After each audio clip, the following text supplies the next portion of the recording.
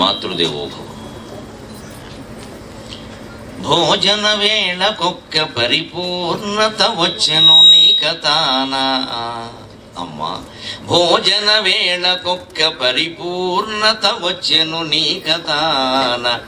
ఏ రోజుననైన గాని అపురూపపు వంటల జిహ్వ విహ్వలంబై. ఏ రోజుననైన గాని అపురూపపు వంటల జిహ్వ విహ్వలంబై. జగమెల్ల ఒక్క పరమాన్నపు బిందువుగాగదోచు. భోజన వేళకొక్క పరిపూర్ణత వచ్చెను నీ కథానా. ఏ రోజుననైనా గాని అపురూపపు వంటల జిహ్వ విహ్వలంబై. జగమెల్ల ఒక్క పరమాన్నపు బిందువుగాగదోచు. ఏనో జననీ ఏనో జననీ కరాగ్రములలో నీ కరాగ్రములలో నలభీములు దాగియుండిరో. నీ కరాగ్రములలో నలభీములు దాగియుండిరో. భోజన వేళకు ఒక్క పరిపూర్ణత వచ్చెను నీ కథానా.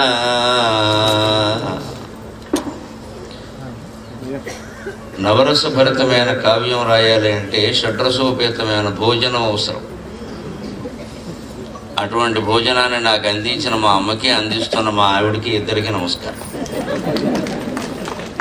వారు లేకపోతే నా కావ్యాలు లేవు. 116 పద్యాలు కావ్యం అప్పగించిన, రాసిన, 16 పుస్తకాలు అచ్చు వేసిన, ఇప్పటి వరకు మొత్తం జీవితంలో 11,763 పద్యాలు రచించిన, సహస్రావధానం చేసి 21 రోజుల్లో 1000 పద్యాలు పృచ్ఛకులకు చెప్పి మళ్ళీ చివర ఒకే రోజున అన్నీ ఏకధాటిగా అప్పగించిన అంతా ఇద్దరిదై. కారణం మనం తెలుగు వాళ్ళని మర్చిపోయింది భోజనం. మనకి ఇవాళ భోజనానికి సమయం కూడా లేదు. అసలు చేసే పదార్థాలు, తినే పదార్థాలు ఏమిటనేది పక్కనట్టండి, ముందు తినడానికి సమయం లేదు. మనకి అన్నిటికీ సమయం ఉంది. వాట్సాప్కి సమయం ఉంది, ఫేస్బుక్కి సమయం ఉంది, ట్విట్టర్కి సమయం ఉంది, తిట్టుకోవడానికి సమయం ఉంది, అన్నం తినడానికి సమయం లేదు. శాస్త్రం ప్రకారం మధ్యాహ్నం భోజనం 45 నిమిషాలు చేయాలి. 1 నిమిషం తగ్గినా వాడు తిన్నది అన్నం కాదు, గడ్డితో సమానం. రాత్రి భోజనం కనీసం అరగంట చేయాలి. ఏం తిన్నామనేది అనవసరం, అరగంట తినాలంతే. ఆ ఉన్నదే అరగంట నమిలిన చాలు, తొందరగా అరుగుతుంది, నష్టమేం లేదు. భగవంతుడు మనకు పళ్ళు ఇచ్చాడు. అవి అరటిపళ్ళు, దాచిపళ్ళు కావు. మొక్కపళ్ళు, మూతిపళ్ళు, కూరపళ్ళు, కోసుపళ్ళు, అన్ని రంపాలు, బ్లేడ్లు. ఎందుకు ఇచ్చారంటే పదార్థం గట్టిగా నవలడాలి. ఆ నవిలితే అది బాగా ముద్దయి లోపలికి వెళ్ళి కాస్త బలాన్ని ఇస్తుంది. ఉరికి మింగేస్తే ఏముంటుంది, అది మనం మింగేస్తుంది. అందుకని నవిలి తినాలి. ఫ్రాన్స్ దేశంలో వయోవృద్ధులు చాలా ఎక్కువ. మన ఇక్కడ ఎవరైనా 100 ఏళ్ళు దాటితే పేపర్లో వేస్తారు వాళ్ళ చిత్రం. ఫ్రాన్స్ దేశంలో 100 ఏళ్ళకి ముందే చచ్చిపోతే వేస్తారు అకాల మరణం. 99 ఏళ్ళు ఎవడన్నా పోతే అకాల మరణం అని వేస్తారట. మనమైతే వేసి ఇంకా ఎందుకున్నామని అడుగుతాం. ఆ వయోవృద్ధుల సమ్మేళనం జరిగింది ఒకసారి. అంతా 100 దాటిన వాళ్ళే. కింద వాళ్ళు ఎవరిని పిలవరు. దానికి అర్హత ఏంటంటే 100 దాటాలి. 100 దాటిన వాళ్ళు కొన్ని వేల మంది వచ్చారు ఆ సమ్మేళనానికి. 1000 మంది. అందులో చాలామంది నడుచుకుంటూ వచ్చారు హాయిగా. వాళ్ళని మీ ఆరోగ్యానికి, మీ ఆయుర్దాయానికి, మీ ఓపికి కారణం ఏమిటంటే వాళ్ళు చెప్పిన సమాధానం, మేము తక్కువ తింటాం, ఎక్కువ నవ్వులుతామని చెప్పారు. నవళ్లలో అంతమంది. మనకి ఎదుటివాడు బుర్ర నవిలేయడం అలవాటు, కానీ అన్నం నవిలే అలవాటు. ఎవరికైనా అవకాశం వస్తే మొత్తం అందరినీ నవిలేస్తాం, కానీ అన్నం నవిలే అలవాటు లేదు. మా అమ్మ మాకు అన్నం నవలడం నేర్పింది ముందు. ఎప్పుడన్నా తొందరగా లేచిపోతూ ఉంటే అక్కడి నుంచి అన్నం దగ్గర నుంచి, ఏం చేస్తావరా ఇంతకంటే చేసే పని ఉందిరా జీవితంలో కూర్చొని తినగాని. తల్లి స్వయంగా అన్నం తినడం కంటే చేసే పని ఏమి లేదని చెబితే ఇంకేమిటి మన కర్తవ్యం అదే, శుభ్రంగా తినడమే అనుకున్నాను. ముందు లేవనిచ్చేది కదా అన్నం నుంచి. అందుకే నేను ఒకసారి భోజనం చేసి కాస్త విశ్రాంతి తీసుకుని బయలుదేరాను కాబట్టి మా అమ్మ భోజనం గుర్తొచ్చి అదే పద్యం చెప్పి, భోజన వేళకొక్క పరిపూర్ణత వచ్చెను నీ కథానా.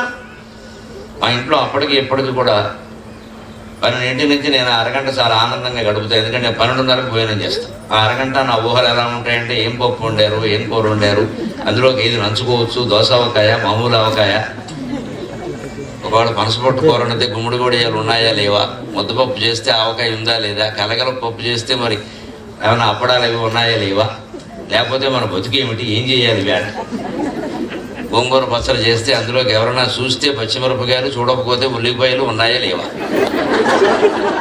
అందుకని ఎవరన్నా చూస్తే బ్రాహ్మణత్వం పోతుంది, అది బెక్క. చూడకుండా ఉంటే ఇబ్బంది, బ్రాహ్మణత్వం వచ్చే జన్మకు వస్తుంది. ఉల్లిపాయలు మళ్ళీ వస్తాయా?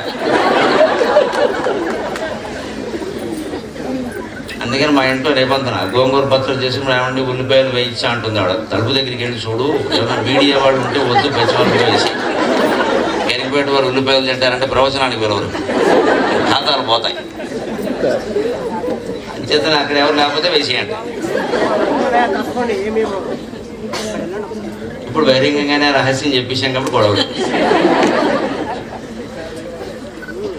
అందుకని దేంట్లోకి ఏది నంచుకోవాలి, ఎలా తినాలని ఒక అరగంట సేపు కలగంటాను సరదాకి. అక్కడికి వెళ్ళాక ఏదో పెళ్లి కూతురు ముందు తెర తీసినట్టుగా తెర తీసాక విషయాలు తెలుస్తాయి. అందుకని భోజనకి వేళ ఒక్కొక్క పరిపూర్ణత వచ్చను నీ కథను. భోజనం అనేది ఏదో దినచర్యలో ఒక భాగం మామూలుగా చేసేసామని కాకుండా దాని గురించిన కొన్ని రమ్యమైన ఊహలు వస్తున్నాయంటే నీ వంటే కదా కారణం. వంట బాగుండకపోతే ఏమన్నా ఊహలు ఉంటాయా? ఎందుకు వచ్చిన కర్మరా బాబు అనుకుంటాం, తినిపోతాం బయటికి. నిలబడి తింటాం, ఈ మాత్రాన్ని కూర్చోవడం ఎందుకు మళ్ళీ. ఎందుకు అంటే ఏ రోజునైనా కానీ అపురూపపు వంటల విక్వలంపై జగమెల్ల ఒక్క పరమాన్నపు బిందువుగా కదు. ఈ రోజుకు ఆ రోజు అపురూపమైనటువంటి వంటలతో, పిండి వంటలతో భోజనం చేస్తే అంతిమంగా దానివల్ల సాధించే ప్రయోజనం ఏమిటంటే ఇన్ని పదార్థాల్లోనూ కూడా మనని అలరించింది ఏమిటి? ఒక రుచి. ఆ రుచినే రసం అంటారు సంస్కృతంలో. వేదాంతంలో చాలా స్పష్టంగా రసం వై సహ రసగత్యేవాయం లబ్ధ్వా ఆనందీ భవతి అన్నారు. భోజనం రుచి అర్థమైతే సృష్టి రుచి కూడా అర్థమవుతుంది. భగవంతుడు ఏకతః ఒక్కడే ఉండకుండా ఈ సృష్టి ఎందుకు చేసాడో అర్థమవుతుంది. ఆయన కూడా రుచి అనే వ్యామోహానికి లోనయ్యాడు.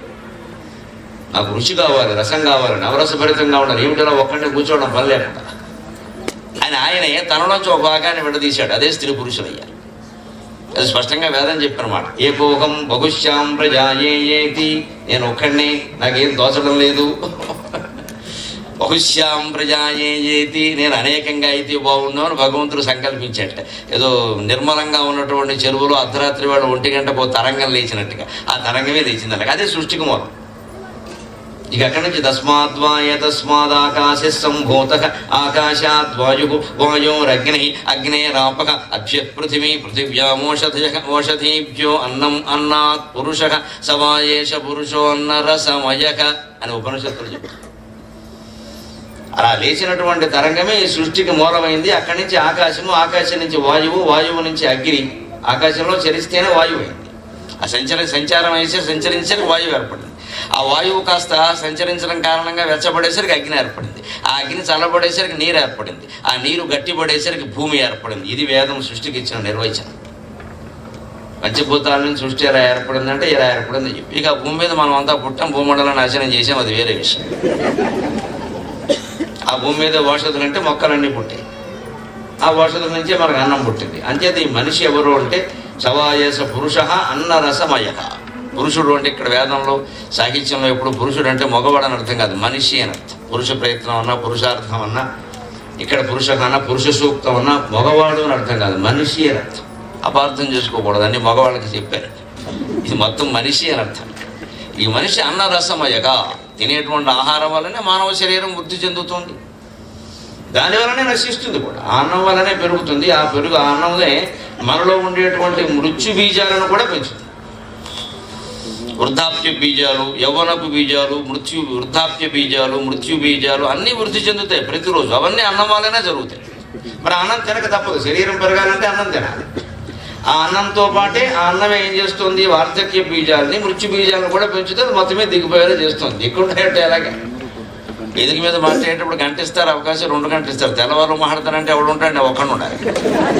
ఎప్పుడో అప్పుడు దిగాలి కదా. జీవితం కూడా ఒక వేదిక. ఇది వేదిక ఎవరి ప్రజ్ఞ వానిది అన్నాడు రసరాజానికి. ఇది వేదిక ఎవరి ప్రజ్ఞ వానిది. మన ప్రజ్ఞతో మనం ప్రదర్శిస్తాం జీవితం అనే వేదిక మీద. లేదు పోనీ అసమర్థుడు జీవయాత్రలో సాగుతుంది. ఏదైనా కానీ ఎప్పుడైనా దిక్క తప్పదు. బాగా నటించిన వాడు ఇద్దరిని దింపేస్తారు. బాగా నటించిన వాడు జనమే దింపేస్తారు, నటించిన వాడు వాడే దిగిపోతాడు నీరసం వచ్చి. ఏదైనా దిగిపోక తప్పదు. అందుకని ఇది ఒక వేదిక అనుకుంటే ఈ సృష్టి ఒక వేదిక అంటే దాని మీద మనం ప్రజ్ఞ ప్రదర్శించాలంటే రసస్వరూపం అర్థం కావాలి. అందుకే అమ్మవారి నామాల్లో కూడా రసజ్ఞ రససేవధికి రంజని రమణి రస్య రణత్కింకిణి మేఖల అంటారు. అమ్మవారి స్వరూపం రసస్వరూపం. రసజ్ఞ, ఆవిడకి రసం అంటే ఏమిటో, రుచి అంటే ఏమిటో తెలుసు. రససేవధికి లావణ్యసేవధికి అన్నట్టుగా రసస్వరూపానికి సంపూర్ణమైన నిలయం, ఆస్థానం అమ్మవారు లలితాదేవి. అంచేత భోజనానికి పరిపూర్ణత వచ్చిందమ్మా. ఎప్పటికప్పుడు కొత్త రకమైన పదార్థాలు ఏవో చేసి పెట్టడం వల్ల మాకు ఇంత ఆసక్తి ఏర్పడింది. అసలు ముందు తిండి మీద ఆసక్తి ఉంటే జీవితం మీద కూడా ఆసక్తి ఉంటుంది. ఏలో జనని కరాగ్రమలో నలభీములు దాగియుండిరు. నీ చేతి గోళ్లలో బహుశా నలుడు భీముడు దాక్కుని ఉంటారమ్మా అని అంటే నీ వాళ్ళ ఎంత బాగా వండారని 40 పాకం అని పేరు వచ్చినా మా అమ్మ వంట ముందు అది బాలా దూర్, మా అమ్మ కాలి గోటికి కూడా వాళ్ళు పనికిరాని చెప్పేసి తీర్మానం చేసి. ఇంతకీ ఈ తిండంతా దేనికి, ఈ భోజనం అంతా దేనికంటే తినేసి పడుకోవడానికి కాదు. తిన్నామా పడుకున్నామా తెల్లారిందా ఇంతేనా? దీనికోసం అయితే జీవితం ఎందుకు? పని లేక బతకడం కోసం తినాలి కానీ తినడం కోసం ఎవడో బతకడు కదా. నా జీవిత లక్ష్యమే తినుట అని ఎవడో ప్రకటించలేదు ఇంతవరకు.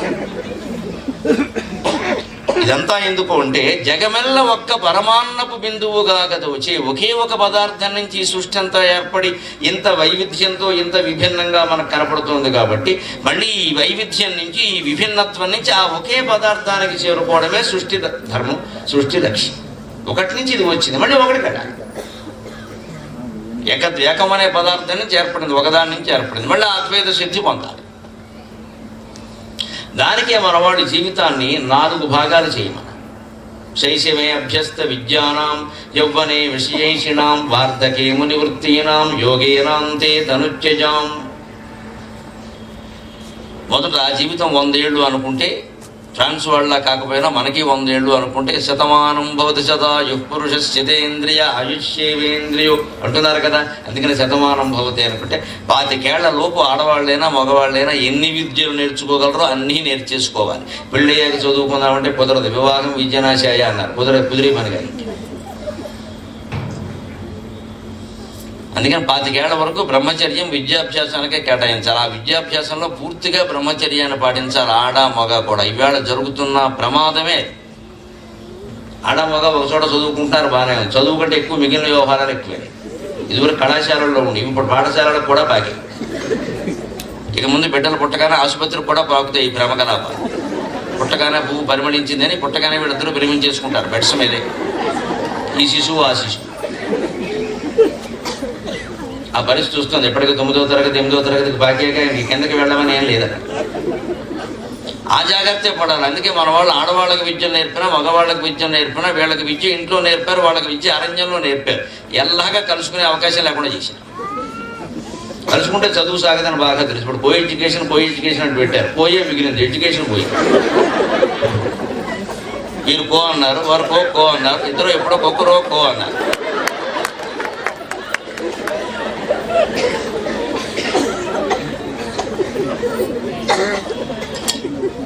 ఇరవై ఏళ్ల యవ్వనంతో మెసమెసలాడిపోయే అమ్మాయి పక్కన కూర్చుంటే మగాడు తినగా ఎందుకుంటాడండి? అజ్ఞానంగా. వాడి వయస్సు ఉండనిస్తుందా? వాడు ఏమైనా వశిష్ఠ మహర్షి, వామదేవ మహర్షి? మన అజ్ఞానమైన మాటలు ఇవన్నీ. విదేశీ వ్యామోహానికి లోనై తప్పే ఉందండి, కలిసి చదువుకుంటే తప్పే ఉందండి, భయం పోతుందండి, బెరుకుతనం సిగ్గు బిడియం అన్నీ పోయాయి. బెరుకుతనం పోతే పర్వాలేదు, అసలు సిగ్గు పోయింది, బిడియం పోయింది, ఏమీ అన్నీ పోయాయి. ఎవరు ఏమీ చెప్పడానికి వెళ్ళదు. తల్లి చెబితే తప్పు, తండ్రి చెబితే తప్పు. డాడీ నీకేం తెలియదు, మమ్మీ నీకేం తెలియదు. డాడీకి మమ్మీకి తెలియకుండానే వీళ్ళు పుట్టేశారు ఇక్కడ. ఎవరు పెద్దవాళ్ళు ఏం చెప్పడానికి వీల్లేదు. మమ్మల్ని అయితే నోరు మూసుకోమని చెప్పేవారు. అప్పటి నుంచి కూర్చుని నువ్వు మరి ఇప్పటివరకు తెలవలేదు. మా నాన్నగారితో మాట్లాడడానికి 2 రోజులు రిహార్సల్ వేసేవాళ్ళం, పెద్దలు ఎక్కి. అంత భయంగా ఉండేది. అది మళ్ళీ మా అమ్మని ముందు పంపించి పైలట్ కింద కోప్పడకపోయినా కనీసం కొట్టడం అనే విషయం తెలుసుకుని అప్పుడు నెమ్మదిగా కొనిగేవాడు. ఇప్పుడు ఇదేం లేదు, తండ్రి నెత్తిమి ఎక్కుతున్నారు. తండ్రి అంతకంటే గారాబం చేస్తున్నాడు. ఇంకేమవుతుంది? అందుకని వచ్చింది ఈ పరిస్థితి. పూర్వం విద్య లేకపోలేదు. ఎవరికి అవసరమైన విద్య వాళ్ళు నేర్పారు. భారతీయ స్త్రీలకు విద్య లేదంటారు. ఇంతకంటే తప్పుడు మాట ఇంకోటి లేదు. కైకేయీదేవికి రథసారథ్యం వచ్చు, అప్పుడే కదా ఆయన వరాలు ఇచ్చింది. సత్యభామకి రథసారథ్యం కాదు, యుద్ధం చేయడమే వచ్చు. క్షత్రియ స్త్రీకి యుద్ధం చేయడం ముఖ్యం, సారథ్యం ముఖ్యం. హోటల్ మేనేజ్మెంట్, క్యాటరింగ్ ఆవిడకి ఎందుకండి? MBA, MCA, MTech అవన్నీ సత్యభామకి దేనికి పని లేక. అదే విద్య. MTech చదివితేనే విద్య, MBA చదివితేనే విద్య, MCA చదివితేనే విద్య. వంట చేయడం విద్య కదా, నలుగురికి వడ్డించడం విద్య కదా. వంట అంటే విద్య ఒప్పుకోరండి, హోటల్ మేనేజ్మెంట్ అంటే ఒప్పుకుంటారు. క్యాటరింగ్, కుకింగ్ కొత్త కొత్త మాటలనే వాడాలి. చాకల పని అంటే నామోషి అండి. MA వాషింగ్ అంటే ఒప్పుకుంటాం. MA వాషింగ్ కాదు, మరి అది చాకల పనేగా అనకూడదు, చాకలు అనకూడదు, వాషింగ్ అనొచ్చు. క్షౌరం అనకూడదు, బ్యూటీ పార్లర్ అనొచ్చు. క్షౌరశాల అంటే తప్పు, బ్యూటీ పార్లర్ అంటే అక్కడ జరిగేది అదే. క్షౌరానికి ఇంటికి అతను వచ్చినప్పుడు 10 రూపాయలు పుచ్చుకునేవాడు, ఇప్పుడు 1000 రూపాయలు పుచ్చుకుని క్షౌరం చేస్తున్నాడు. ఆడ మగ ఇద్దరికి చేస్తున్నాడు. మంగళవారం శుక్రవారం కూడా లేదు, ఎంత పవిత్రంగా ఉన్నామో. అమావాస్య లేదు, ఆదివారం లేదు, మొత్తం అందరూ కత్తిరించుకుంటారు. ఎక్కడ జడ కనపడితే అందమైన పద్యం చెబుదామని 10 ఏళ్ళుగా చూస్తున్నా, జడ కనపడితే అన్నీ కొత్తిమీర కట్టలే ఉన్నాయి. అటు వేసిన కొత్తిమీర, ఇటు వేసిన కొత్తిమీర. అది కూడా కనీసం గోంగూర తోటకూర కూడా కాదు, కొత్తిమీరే. అటు పడదు ఇటు పడదు. లేక నేను ఏడుస్తున్నాను, ఉండివాడు కత్తిరించుకో.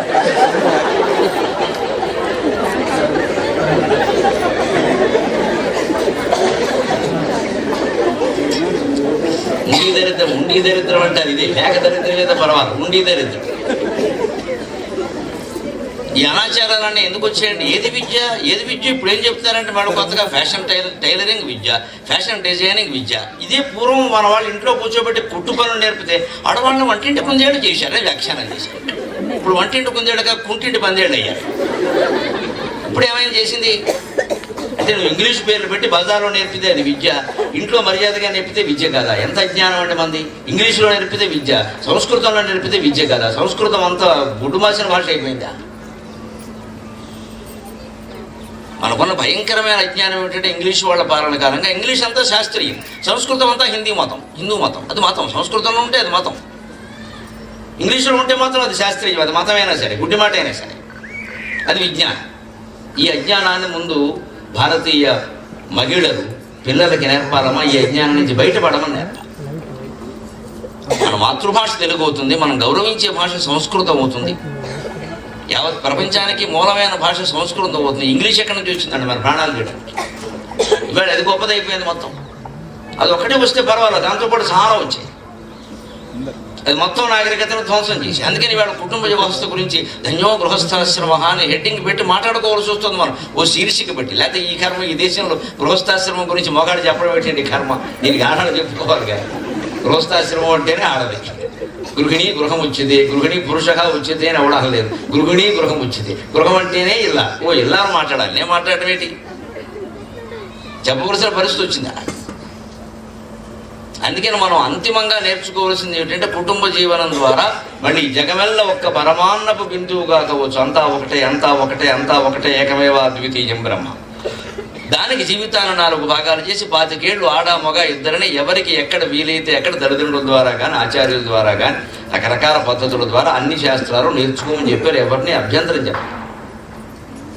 యవ్వనే విషయేషిణాం. ఆ తర్వాత గృహస్థాశ్రమంలో ప్రవేశించి 25 ఏళ్ల పాటు సమస్త భోగాలు అనుభవించమని చెప్పారు. ఆ భోగాలకు అవసరమైనటువంటి శృంగార సంబంధమైన భంగిమలు వివరిస్తూ 84 భంగిమలు వివరిస్తూ వాత్స్యాయన కామసూత్రాలు రచించిన ఏకైక జాతి అభ్యుదయ జాతి భారత జాతి. ఆశ్చర్యకరమైన విషయం ఏంటంటే 84 భంగిమలు శృంగార భంగిమలతో వర్ణించి రచించిన వాత్స్యాయన కామసూత్రాలు రచించి ప్రపంచ ప్రసిద్ధిగాంచినటువంటి వాత్స్యాయనుడు ఆ జన్మ బ్రహ్మచారమ్మ. ఆశ్చర్యకరమైన విషయం ఇది. ఆయనకి స్త్రీ స్పర్శ తెలియదు, ఎలా ఉంటుందో తెలియదు. ఆయన కామసూత్రాలు రచించాడు. అది నా భారతదేశం. యోగ దృష్టి ప్రతిదాన్ని అనుభవించక్కర్లేదు, చూస్తే సార్. ఒక తపస్సు చేసిన వాడికి తెలియని విషయం మనకు ఆ తపస్సు తెలియకే ఏడుస్తాం. ఏకాంతమే తెలియదు, మౌనమే తెలియదు, ధ్యానమే తెలియదు. ముందు నోరు మూసుకోవడం తెలియదు. ఇంక తపస్సులు ఏం తెలుస్తే తపస్సుకు ముందు ధ్యానం, ధ్యానానికి ముందు మౌనం, మౌనానికి ముందు కాస్త ఏకాంతం. అసలు మనం ఏకాంతంగా గడపలేం. ఇవాళ ఏమిటో నలుగురు లేదే నాకు తోసదు, అదో వ్యాధి, డాక్టర్ చూపించుకో. నలుగురు లేదే నీకు తోసదు అంటే నలుగురు జడగొట్టాలి, తీసుకొచ్చి కూర్చోలేవనగా ఒక్కతు ఎవరినో పిలవడం. ఆశమ్మ, పోషమ్మ, ఆత్మస్థుతి, పరణంద, ఆహాహా, ఈ 2 2 గంటలు అయ్యాక అన్నీ మాట్లాడుకొని ఇంకా మనం చేసేది ఏముంది మరి ఈ గంట 2 గంటలు ఎవరి స్వార్థం కోసం వాడు. అందుకే ఏ భోగాలకి ఏ లైంగిక భోగాలు సహా వీటికి మన సంస్కృతి అభ్యంతరం చెప్పారు, పైగా ప్రోత్సహించింది. ఎవరే విశేషణం ఎవరిలో అభివంశమయ్య బాబు ఎవరు వద్దన్నారు. కానీ దానికి ఒక పరిమితి ఉంది కదా, 50 ఏళ్ళు దాటి వెంటనే వార్ధకి మునివృత్తినా 40 ఏళ్ళు 50 ఏళ్ళు కూడా దాటే అంటే ఇక వార్ధక్యం వస్తుంది క్రమంగా. ఇంకా 50 ఏళ్ళు దాటాక పుట్టినరోజున 52 వచ్చింది, 56 వచ్చింది అనకూడదు. 56 వెళ్ళే ఏం చేసుకోవాలి, పుట్టిన వచ్చింది ఇంకేం వస్తాయి, ఇంక రుచి వస్తుంది. ఇంకా 56 57 వచ్చింది, ఇంక రావడం కాదు, ఇక్కడ మైనస్ కౌంటర్ డౌన్ మొదలుపెట్టా. 72 ఏళ్ళు పూర్ణాయుర్దాయం. భారతీయ జ్యోతిష్ శాస్త్రం ప్రకారం 72 ఏళ్ళు పూర్ణాయుర్దాయం. ఎందుకంటే శరీరంలో 72,000 నాడులు ఉంటాయి. 1000 నాడులకు 1 సంవత్సరం లెక్క జంజు శాస్త్రం ప్రకారం. అందుకని 72 ఏళ్ళు పూర్ణాయుర్దాయం. జాతకంలో పూర్ణాయుర్దాయం అన్నారంటే 100 కాదు, 72. 72 ఏళ్ల కంటే ఎక్కువ బతికిన వాళ్ళు ఎవరన్నా ఉంటే LIC బోనస్ ఇచ్చినట్టు లెక్క. సంతోషించారు. అప్పటికి అందుకోవాలి జీవిత తత్వాన్ని, అయితే అందుకోకపోతే వృధా. అది అందుకోవడానికి ఏం చేయాలి, మెట్టు మీద మెట్టెక్కినట్టుగా 25 ఏళ్ళు బ్రహ్మచర్యంతో గడిపి విద్యలన్నీ నేర్చుకుని 25 ఏళ్ళు విషయోపభోగాలన్నీ అనుభవించి ఆర్థికంగా ఏదో ఉద్యోగమో వ్యవసాయమో వ్యాపారమో ఏదో ఒకటి చేసుకుని కుటుంబాన్ని పోషించుకుని ఆ పైన 50 ఏళ్ళు దాటాక వార్ధకే మునివృత్తీనాం 50 నుంచి 75 వరకు 72 ఏళ్ళు దాటే వరకు మునివృత్తీనాం మౌనంగా ఉండు మునే కర్మ మౌనం. 50 ఏళ్ళు దాటిన ప్రతి ఒక్కరూ గుర్తుపెట్టుకోవాలి కుటుంబ వ్యవస్థ. వీలైనంత మౌనంగా ఉండాలి. కొడుక్కి పెళ్లి చేసాం, వాడి సంగతి కోడలు చూసుకుంటుందమ్మా, నీకు అనవసరం, వదిలేయాలి విషయం. ఏమిటో పెళ్లి చేశాం కానీ మనం అసలు పట్టించుకోవడమే లేదు. ఇంకా సాగది ఇది ఇక్కడ పట్టించుకోకపోవడానికే చేశాం. ఇంకేవాడు పట్టించుకునేది ఆమోదం. చేసింది మనమే, పెద్ద క్యాటరింగ్ ఇచ్చింది మనమే, కళ్యాణ మండపం మాట్లాడింది మనమే, అందరినీ పిలిచింది మనమే, పట్టించుకోలేదని ఏడుస్తున్నది మనమే. చేసుకునే వరకు వాడి ప్రాణం తీసింది మనం. ఒకటి వాడికి ఏదైనా 30 ఏళ్ళు వచ్చి ఆలస్యం అయితే ఇంకెప్పుడు రా అని తెరవేసి చేసేసింది మనం. కోడలు రాగానే 10వ రోజున గొడవట్టేసింది మనం. ఇదంతా అహం అండి. అత్తైనా కోడలైనా అల్లుడైనా తోడలుడైనా ఎవరైనా రాజకీయ నాయకుల పదవులు సహా సమస్తం అహం అండి. దీని వెనకాల ఉండేది అహం. నేను ఉండాలి.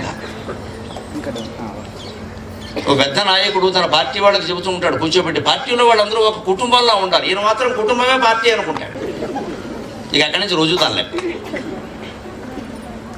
ఖచ్చితంగా మనం ఒకటి అనుకుంటాం అంతే. వేదంలో ఇప్పుడే చెప్పారు ఇవన్నీ పనికిమాలిన ఆనందాలు అయ్యా. 11 రకాల ఆనందాలు. మనుష్య ఆనందం ఏం చెప్తారంటే తస్యేయం పృథివీ సర్వావిత్తస్య పూర్ణాస్యాత్ సయేకో మానుష ఆనందక. ఈ భూమండలం మీద ఉండేటువంటి పంట అంతా ఒక్కడే అనుభవిస్తే, ఈ భూమండలం మీద ఉండే ధనధాన్య సమృద్ధి అంతా ఒక్కడే అనుభవిస్తే, ఈ భూమండలం మీద ఉండేటువంటి పదవులు పీఠాల భోగాలన్నీ ఒక్కడే అనుభవిస్తే, ఆ ఆనందం ఒక ముష్టివాడి చేతుల్లో 5 రూపాయలు బిళ్ళ పడినప్పుడు కలివాడికే వాడి ఆనందం ఎంతో ఇది అంతే అన్నాడు. ఇది ఏక మానుష ఆనంద. ఆ మానుష ఆనందానికి 100 రెట్లు మనుష్య గంధర్వానందం, దానికి 100 రెట్లు దేవగంధర్వానందం, దానికి 100 రెట్లు దేవతల ఆనందం, దానికి 100 రెట్లు ఇంద్రుని ఆనందం, దానికి 100 రెట్లు బృహస్పతి ఆనందం, దానికి 100 రెట్లు ప్రజాపతి ఆనందం. అన్నిటికంటే గొప్పది ఆ దానికి 100 రెట్లయింది సయేకో బ్రహ్మానందక. అన్నిటికంటే గొప్ప ఆనందం బ్రహ్మానందం. అందుకే లలితా సహస్రంలో స్వాత్మానంద లవీభూత బ్రహ్మాద్యానంద సంతతికి చతుర్ముఖ బ్రహ్మానందం సహా అన్ని ఆనందాలు కూడా ఆత్మానందం ముందు దిగదుడు పేరు. మనిషి అంతిమంగా ఆత్మానందాన్ని పొందాలి తప్ప ఇంక ఏ ఆనందాలు పొందినా అవి ఆనందాలు కావండి. దానికోసం చేయవలసిన అభ్యాసం 25 ఏళ్ళు శాస్త్రాభ్యాసం చేయాలి. 25 ఏళ్ళు కుటుంబం ఏర్పాటు చేసుకుని దానికోసం కష్టపడడం, పిల్లల్ని పెంచడం, చేయడం అన్నీ చేయాలి. అప్పుడు కానీ వేదాంతం వంట పట్టదు. 100 వేదాంత గ్రంథాలు చదివినా అర్థం కాని వేదాంతం 10 ఏళ్ళు కాపురం చేయగానే ఇద్దరికి కాదా. అటువంటిప్పుడు 80 ఏళ్ళు కూడా ఎంగులకి అవమానమే. అంటే మనం ఉన్న స్థితిని ప్రేమించలేకపోతున్నాం, లేని స్థితిని కోరుతున్నాం. జీవితంలో దరిద్రానికి మొత్తం ఇదే. నువ్వు వృద్ధుడని చెప్పు, వృద్ధుడుగానే బతుకు. ఎందుకు యంగ్ అవ్వాలని చూస్తున్నావు నువ్వు? ఎందుకు ఎంగులకి కనుక హీ అంటావు, మురిసిపోతావు. బుద్ధి లేదని చెప్పు. నేనంత ముసలన్నాయా, నీకు యంగా ఎలా కనపడుతున్నావు అని అడుగు. అది వేదాంతం. స్పష్టంగా నీ వయసు నువ్వే చెప్పడండి. ఇంకా తగ్గించేస్తాడు. పైగా రిజిస్టర్లో ఎక్కువేశారంటాడు. ఇదో అబద్ధం మళ్ళీ. ఎందుకు ఎక్కువేస్తే మాత్రం ఎందుకు చెప్పాలి? ఇప్పుడు నువ్వు పని పట్టుకుని చెప్పాలి దాన్ని. ఎందుకని ఇంకా ఏదో పాము వేసుకుందాం. ఏం పాము వేసుకుంటావు? పాము వేసుకున్నావు, పూసుకున్నావు, రాసుకున్నావు. యమధర్మరాజు నీ కోసం రాసుకోవడానికి సిద్ధంగా ఉన్నాడు. ఈ కాంక్షలు మనిషి నుంచి పోవాలి అంటే ఖచ్చితంగా వేదాంతం చెబుతుంది. యోగియానాంతే తనుత్యుజం. 70 ఏళ్ళు దాటే యోగ మార్గంలో శరీరం విడిచిపెట్టడానికి సిద్ధంగా ఉండవయ్యా. నువ్వు ఆడా మగ పేద గొప్ప నాకు అనవసరం. వదిలేయి. ఏం అడిగినా నా వల్ల కాదని చెప్పు, నేను చెప్పనని చెప్పు, మౌనంగా ఉండు, ధ్యానంలో ఉండు, తపస్సు చేయి. నమశివాయ నమశివాయ, నమో నారాయణాయ నమో నారాయణాయ, శ్రీమాత్రే నమ శ్రీమాత్రే నమ. ఈ నామం తప్ప నాకు ఇంకోటి తెలియదని చెప్పి ఎవరు అడిగినా సరే, బొమ్మ నాకుల బొమ్మ ఏదైతే అదో. ఇది 4 దిశలుగా సూచన చేశారు, 4 దశలుగా. ఇందులో ముఖ్యమైనది గృహస్థాశ్రమం. ఈ గృహస్థాశ్రమంలోనే వేదాంతం ఎందుకు బాగా అర్థమవుతుంది అంటే, భమ్మెరపోతన గారు భాగవతంలో శివప్రార్థన రూపంలో చెబుతాడు, కుటుంబ నిర్వహణ ఎలా ఉండాలో, ఎలా ఉంటే గృహస్థాశ్రమం బాగా నడుస్తుంది. వ్రాలిన భక్తి మృక్యతను అవారిత తాండవ కేళికిన్, దయాశాలికి శూలికిన్, శిఖరిజాముఖ పద్మమయూఖమాలికిన్, బాల శశంకమౌళికి కపాలికి, మన్మథ గర్వ పర్వతోన్మూలికి, నారదాది ముని ముఖ్య మనస్సరసీరుహాళికిన్, వ్రాలిన భక్తి మృక్యదా. నా మనస్సును నీ పాదాల మీద పెట్టి నమస్కరిస్తున్నాను పరమేశ్వర. రాలిన భక్తి మృక్య అవారిత తాండవకేళికిన్, దయాశాలికిన్, శూలికిన్, శిఖరిజాముఖ పద్మమయూఖమాలికిన్, బాల శశంకమౌళికి కపాలికి, మన్మథ గర్వ పర్వతోన్మూలికి, నారదాది మునిముఖ్య మనస్సరసీరుహాళికిన్ అని 8 లక్షణాలు చెప్పాడు. ఆ 8 మొత్తం గృహస్థాశ్రమం యొక్క నిర్వహణ అంతా. అవారిత తాండవకేళికిన్, దంపతులు ముందు గ్రహించాల్సిన విషయం, పెళ్ళి అవ్వగానే ఏదో ఇంకా అలా ఉంటుంది ఇలా ఉంటుంది అని ఊహించి ఎలా ఉంటుందో 40 ఏళ్ళుగా చూస్తూనే ఉన్నాం. అదేమి పెద్ద ఆనందదాయకమైన ఆశ్రమం అని చెప్పాలి, అనేక ఇబ్బందులు ఉంటాయి. అదొక తాండవం, బ్రహ్మాండమైన తాండవం. ఈవిడైనా ఆడేస్తుంది తాండవం, వాడైనా ఆడేస్తాడు, ఎవడొకడు ఆడేస్తాడు. ఎవరికి వీలైతే వాడు ఆడేస్తారు, ఆదివారం అయితే ఇద్దరు ఆడేస్తారు. అది పరమేశ్వరుని తాండవం లాగా అవారత తాండవం. తాండవంలో ఎప్పుడు ఒక కాలు ఇటుపోతుంది, ఒక కాలు ఇటుపోతుంది, ఒక చెయ్యి ఇటుపోతుంది, ఒక చెయ్యి ఇటుపోతుంది.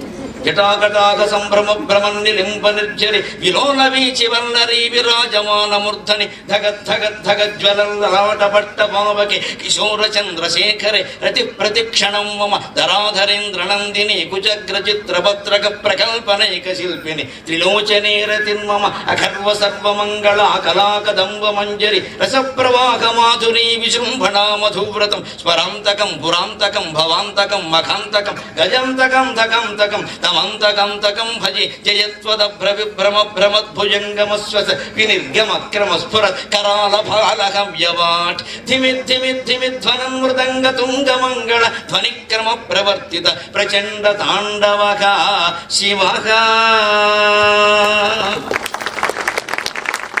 ఇది ఒక ప్రచండ తాండవం. దీనికి అర్థంతో నిమిత్తం లేదు. ఆనందించి చప్పట్లు కొట్టారు లేదా, ఎవరికేం అర్థమైంది? నాకే అర్థం కాదు. గృహస్థాశ్రమం అంటే ఏమీ అర్థం కాదు. ఎందుకు చేసుకున్నామో అర్థం కాదు, ఎందుకు పిల్లలకి అన్నామో అర్థం కాదు, వాళ్ళకి ఎందుకు పెళ్ళిళ్ళు చేసామో అర్థం కాదు. కానీ ఏదో ఆనందం, అందుకే తాండవం నడిపోతుంది. తాండవం ఏమర్థమైంది? కొట్టేసారు చప్పట్లు పెద్ద. ఒకడు వచ్చి వేదిక మీదకి అర్థం చెప్పండి, నేనే వణుకుతా.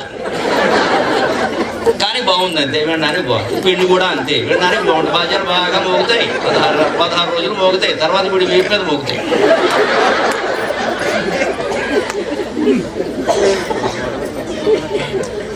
అదే గృహస్థాశ్రమం. తాండవ కేళియారు తాండవం, బ్రహ్మాండమైన తాండవం అయిపోతుంది. అకాండ తాండవం. జాగ్రత్తగా ఉండి, బీ ప్రిపేర్, తయారుగా ఉండి, దాన్ని తప్పించుకుందామని చూడక. అవారత తాండవ కేళికి దయాశాలికి, అందులో తల్లిదండ్రులు ఇద్దరు ఎలా ఉండాలంటే దయాశాలురై ఉండాలి, లేకపోతే పిల్లలతో సరిగ్గా ఉండలేరు. పసిపిల్లల పట్ల చాలా దయగా ఉండాలి. 5 ఏళ్ల వరకు పిల్లాన్ని దేవుళ్ళ చూడమన్నారు. దైవవత్ పంచవర్షేషు దశవర్షేషు దాసవత్ ప్రాప్తేతు షోడశే వర్షే పుత్రం మిత్రవదాచరే. శాస్త్రం చాలా స్పష్టంగా చెప్పింది. ఇది అనుసరించకపోవడం వల్లే మనం దుఃఖపడతాం. శాస్త్రం తెలియక కాదు, అనుసరించకపోవడం వల్ల.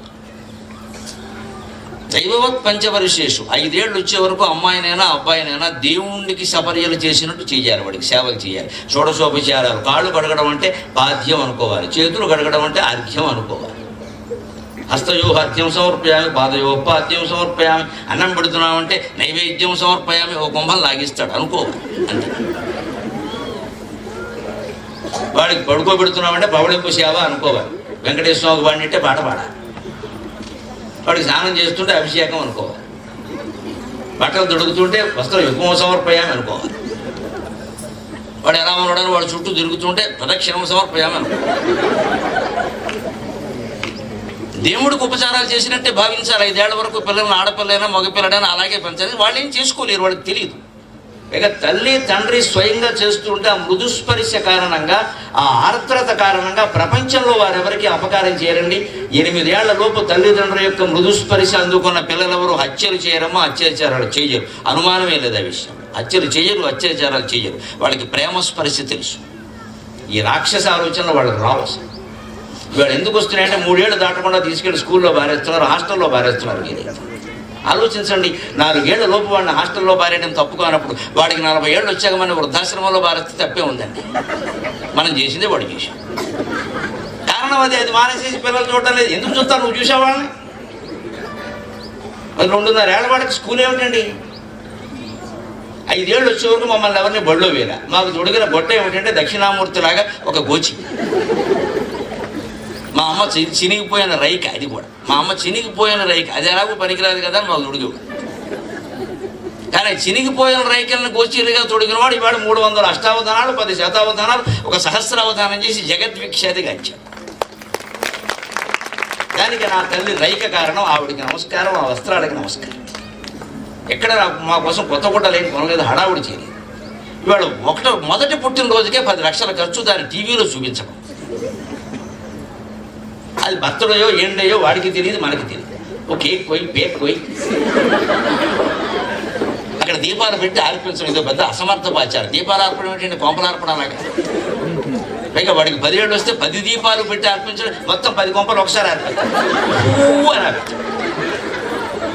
ఇదేమైనా మంగళాచారమా, అమంగళాచారమా తెలిసిపోవట్లా. దీపాలు పెట్టి దీపం పెట్టడం అంటే ఉద్యోగం ఇప్పించడం కింద లెక్క.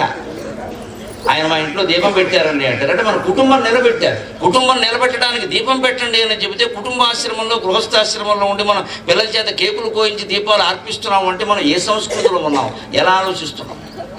పిల్లలకి దీపాలు పెట్టడం నేర్పుదామా, ఆర్పేయడం నేర్పుదాం? మళ్ళీ ఇదే మనుషులు మళ్ళీ కార్తీక మాసం వచ్చారు మొత్తం గుళ్ళో తయారైపోతారు. 1,000 దీపాలు పంచలు చీరలు అంటుకుపోయినా పెట్టేస్తారు. పుట్టినరోజునేమో దీపాలు అర్థం. కార్తీక మాసం ఒకటేనా దీపం, ఇంకెప్పుడు ఉండదా? దీపాలు పెట్టడానికి కార్తీక దీపం ఇంకెప్పుడు పెట్టకూడదా? అదేమో దద్దినం పెట్టినట్టు ఏడాదికి వచ్చారు పెడతా. రోజు దీపం పెట్టాలి కదా, ఆ దీపం గొప్పది కదా, ఆ దీపం వెలుగులోనే కదా మనకి ఏదైనా కనపడేది. అలా దీపం పెట్టడం గొప్పదని చెబితే పిల్లలకి తెలీదా? అది గ్రహించగలరు. అందుకని దయాశాలికి ఇద్దరు దయగానే ఉండాలి. 5 ఏళ్ల వరకు అలాగే పెంచాలి. అంతేకాదు శూలికి వెంటనే శివుడు ఎంత దయామయుడో అంతగా పరాక్రమం కూడా చూపిస్తాడు. అవసరమైతే వేసి పారేస్తాడు. ఆయన దగ్గర 3 అంచుల ఆయుధం ఉంది, త్రిశూలం. అంటే 3 అంచుల ఆయుధం ఎందుకుంటే సత్వ రజస్తమో గుణాలను ఒకేసారి నశింపజేయాలంటే 3 అంచుల ఆయుధం ఉండాలి. మోక్షం పొందాలంటే 3 గుణాలని ఒకేసారి నశింపజేయాలి, గుణాతీతంగా ఎదగాలి. అందుకే శివుడు త్రిశూలం ధరిస్తాడు. విష్ణుమూర్తి ఆయుధం వేరు, దానికి వ్యాఖ్యానం వేరు. సుబ్రహ్మణ్య స్వామి మహాశక్తి ఆయుధం బల్యం, దాని ఆయుధం, దాని వ్యాఖ్యానం వేరు. శివుడు ఆయుధానికి ఉద్దేశం ఏంటంటే 3 అంచులు ఎందుకుంటే సత్వరజస్తమో గుణాలు 3. ఈ 3 మెదడులో ఉంటాయి, మనసులో ఉంటాయి. ఈ 3 ఒకేసారి అణిచివేస్తే గుణాతీతగా గుణానేతవాన్ అతీత్యత్రీన్ దేహీ దేహ సముద్భవాన్ జన్మ మృత్యు జరా దుఃఖేర్ విముక్తో అమృతమశ్రుతే. భగవద్గీత గుణత్రయ విభాగం. అందుకోసం త్రిశూలం అంచేత శూలికన్. ఇంట్లో సంసారంలో ఎలా ఉండాలి దంపతులు అంటే దయ చూపించాలి పిల్లల దగ్గర. అవసరమైతే చెంప వాయించేందుకు సిద్ధంగా ఉండాలి, భయపడకూడదు. వాడు ఏమనుకుంటాడో. ఇప్పుడు ప్రతివాడికి 10 ఏళ్ల కుర్రాడిని చూసి వాడు భయపడ్డాక తండ్రి భయపడుతున్నాడు. ఇంచుమించు 10 ఏళ్ల వరకు వాడు మనకి భయపడతాడు. వాడికి 20 రాగానే వాడికి మనం భయపడుతున్నాం. జీవితం అంతా సరిపోయింది భయపడటం, భయపెట్టడం. ఈ తల్లిదండ్రులకే పిల్లలు భయపడాలనే విషయాన్ని చిన్నతనంలోనే కాస్త అలవాటు చేయాలి. తోలుడుతుంది వేషాలు వేస్తే ఈ సమయానికి ఇంటికి రావాల్సిందే, లేకపోతే నిలబెట్టేస్తా బయట అన్నట్టుగా ఉండాలి. ఇవాళ తల్లిదండ్రులు పిల్లల్ని ఏమీ అనకపోగా ఉపాధ్యాయులు ఎవరన్నా అంటే ఒక క్యాస్ట్ ఫీలింగ్ వేసుకుని వెళ్ళిపోతున్నారు. అక్కడ మా వాడిని అంటావా, మీకు అందుకోసం డబ్బులు కట్టావా అంటే తల్లిదండ్రులు అనరు, ఉపాధ్యాయులు అనరు. మరి వాడు ఎలా బాగుపడాలమ్మా? దయచేసి ఆలోచించండి. ఎలా బాగుపడాలి? ఎవరు ఏమీ అనకుండా, ఎవరు ఒక దెబ్బ వేయకుండా, నా వయసు ఉన్న వాళ్ళు ఎవరైనా ఇప్పుడు ఎవరైనా అనుభవాలు ఉన్నాయేమో చెప్పానంటే మమ్మల్ని ఎవరు కొట్టలేదండి, మా ఉపాధ్యాయులు కొట్టలేదు, మా అమ్మ నాన్న కొట్టలేదు అన్నవాళ్ళు ఒక్కళ్ళు కూడా ఉండరండి. అందరూ కొడితేనే ఎంత వాళ్ళం అయ్యామమ్మా, అందరూ తిడితేనే ఎంత వాళ్ళం. ఎవరు అదుపులో పెట్టకుండా మనుషులు వెతుకుతారండి. కలుపు మొక్కలను తీసేయకపోతే, కంచి వేయకపోతే మొక్క నిలబడుతుందా? ఆ జాగ్రత్త తల్లిదండ్రులు తీసుకోవద్దు. దానికోసం ఓ దెబ్బేస్తే తప్ప, ఓ మాట అంటే తప్ప. పిల్లల మనోభావాలు దెబ్బతింటే బొడ్డుడు అన్న వాడికి మనోభావాలు ఉంటాయి. ఈ దేశంలో 70 ఏళ్ళు వచ్చిన వాడికి ఏ భావాలు ఉండవు. మూల వారేస్తారు బట్టల మూటలాగా, పాత బట్టల మూటలాగా. వాడికి మనోభావాలు ఉండవు. వాడి చేతిలో టీవీ రిమోట్ లాక్కుని పిల్లలకి ఇచ్చేస్తున్నారు, పెద్దవాళ్ళ చేతిలో తీసుకుని. మీకు ఇప్పుడు టీవీ అవసరమా అంటారు. వాళ్ళకి కాకపోతే ఎవరికి అవసరం అండి? పెద్దవాళ్ళకి కాకపోతే పిల్లల్ని ఆగమని చెప్పాలి. మా అమ్మ తాతయ్య చూస్తున్నారు, నువ్వు ఆగు, వాడు చూసిందే నువ్వు కూడా చూడు, దండం పెట్టి అని చెప్పాలి. ఖచ్చితంగా తల్లిదండ్రులే చెప్పాలి. తల్లిదండ్రులు చెబుతున్నారు ఇక్కడ వచ్చి, మీకు ఎందుకమ్మా వాడికి ఇచ్చేయండి, వాడు చూడాలి కదా అంటే పిల్లల చేతుల్లో బానిసలు అయ్యారు తల్లిదండ్రులు. పిల్లల మనోభావాలకు ప్రాధాన్యం, పెద్దవాళ్ళ మనోభావాలు వదిలేండి. కుటుంబ వ్యవహారాల్లో పెద్దవాళ్ళు కల్పించుకోకుండా ఉంటే వాళ్ళకి మంచిది. కానీ వీళ్ళు ఎలా ఉండాలి సలహా అడుగుతూ ఉన్నారు. వాళ్ళని ఇంట్లోంచి బయటకు ఎడుతున్నారు. భార్యాభర్త ఏ సినిమాకో దేనికో పెడుతున్నారు. పెద్దవాళ్ళు ఎలాగో రాలేరు, ఇంట్లో ఉంటారు. 80 ఏళ్ల తల్లి 85 ఏళ్ల తండ్రి ఉన్నారండి, ఇద్దరు ఉన్నారు. లేదు దురదృష్టం అయితే పోనీ ఒక్కరే ఉన్నారు. వాళ్ళ దగ్గరికి వెళ్ళి అమ్మ మేము బయటికి వెళ్ళి వస్తామంటే ఆ తల్లి ఆనందించదా, వద్దు వెళ్ళడానికి వీల్లేదు అని అంటుందా, అనలేదే ఆవిడ. కానీ చెప్పినందుకు ఆనందిస్తాం. ఎవరైనా వస్తే మా అబ్బాయి నాకు చెప్పి కానీ ఎక్కడికి వెళ్ళనండి, గౌరవం, దానికి ఏముంది నష్టం? ఎలాగో వాళ్ళు కాదని అనరాయి. ఆ మాత్రం ప్రాధాన్యం పెద్దలకి ఇవ్వద్దా? ఒకే టీవీ ఒంట్లో ఉన్నప్పుడు కాస్త వాళ్ళనే చూడమని చెప్పి వాళ్ళు కూర్చోమంటే సరిపోదు, వాళ్ళు నేర్చుకుంటారు. ముందు పెద్దవాళ్ళకి ప్రాధాన్యం అని నేర్చుకోవాలంటే ఇంట్లో 40-50 ఏళ్ల వయస్సు మధ్యలో ఉన్న తల్లిదండ్రులు వాళ్ళ తల్లిదండ్రులను ముందు గౌరవించాలి. పిల్లల ముద్దు ముచ్చట కాదు, పెద్దవాళ్ళ ముద్దు ముచ్చట ముఖ్యం. అప్పుడు ఈ పిల్లలు నేర్చుకుంటారు ఖచ్చితంగా. అయిపోయి నాన్నగారు ఎప్పుడు మా అమ్మగారి గురించి చెప్తారు, మా అమ్మగారికి మాట్లాడతారు, నేను అలాగే చేయాలని. ఇక ఈ తల్లిని చూడమని నా కొడుకు చెప్పక్కర్లేదు. నేను మా అమ్మని ఎలా చూశానో మా పిల్లలు మా ఆవిడని అలాగే చూస్తారు. నేను చెప్పక్కర్లేదు విషయం, వాళ్ళు చూశారు. సాయంత్రం 6:30 వేసరికి నేను ఇంట్లో ఉంటే ఖచ్చితంగా మా అమ్మగారి దగ్గర చేరేవాడిని. అంతే, నా దగ్గర ఉన్నంతకాలం అంతే. అక్కడ ఖచ్చితంగా ఎవరి మనసమే పడుకుంటే నేను అక్కడికి వెళ్ళి అమ్మ అంటే నాకేం కాళ్ళు నొప్పులను రోజు వస్తావురా, నాకు కాళ్ళు నొప్పులు ఏం లేవురా అని నన్ను శ్రమ పెట్టడం ఇష్టం లేదు. నేను అనేవాడు సరదాగా, నీ కాళ్ళు నొప్పులు లేవమ్మా, నాకు వేళ్ళు నొప్పులు ఉన్నాయి, నీ కాళ్ళు నొక్కితే నా వేళ్ళు నొప్పులు తగ్గుతాయి చెప్పి. ఇదో చమత్కారం, ఏదో చమత్కారం కూర్చో అనేది. నేను సరదాగా ఆవిడ ఆ మాట మర్చిపోవడానికి ఓ పాట పాడమ్మా అని. 90 ఏళ్ళ ఆవిడ ఏదో పాడేది, నేను అంతకంటే ఏదో మెచ్చుకునేవాడు, సంతోషించేది. ఇప్పుడు ఆవిడ మరి సినిమాలో అవకాశం ఇస్తారా పాడమని నేను ఇవ్వకపోతే? ఆవిడ పాడమని ఎవరు అడుగుతారండి? నేను అడగకపోతే సినిమా వాళ్ళు వచ్చి అడుగుతారా మెమ్మగారి చేత పాట పాడించమని? దానికి ఆవిడ పొంగిపోయేది విపరీతం. ఇదంతా చూసిన నా పిల్లలు రేపు నా భార్య పట్ల వేరే రకంగా ప్రవర్తిస్తారనే అనుమానం నాకేం లేదమ్మా. నేను చేయగలిగిన నేను చేశాను, తేడా వస్తే వాడికేమో నేనేంటి.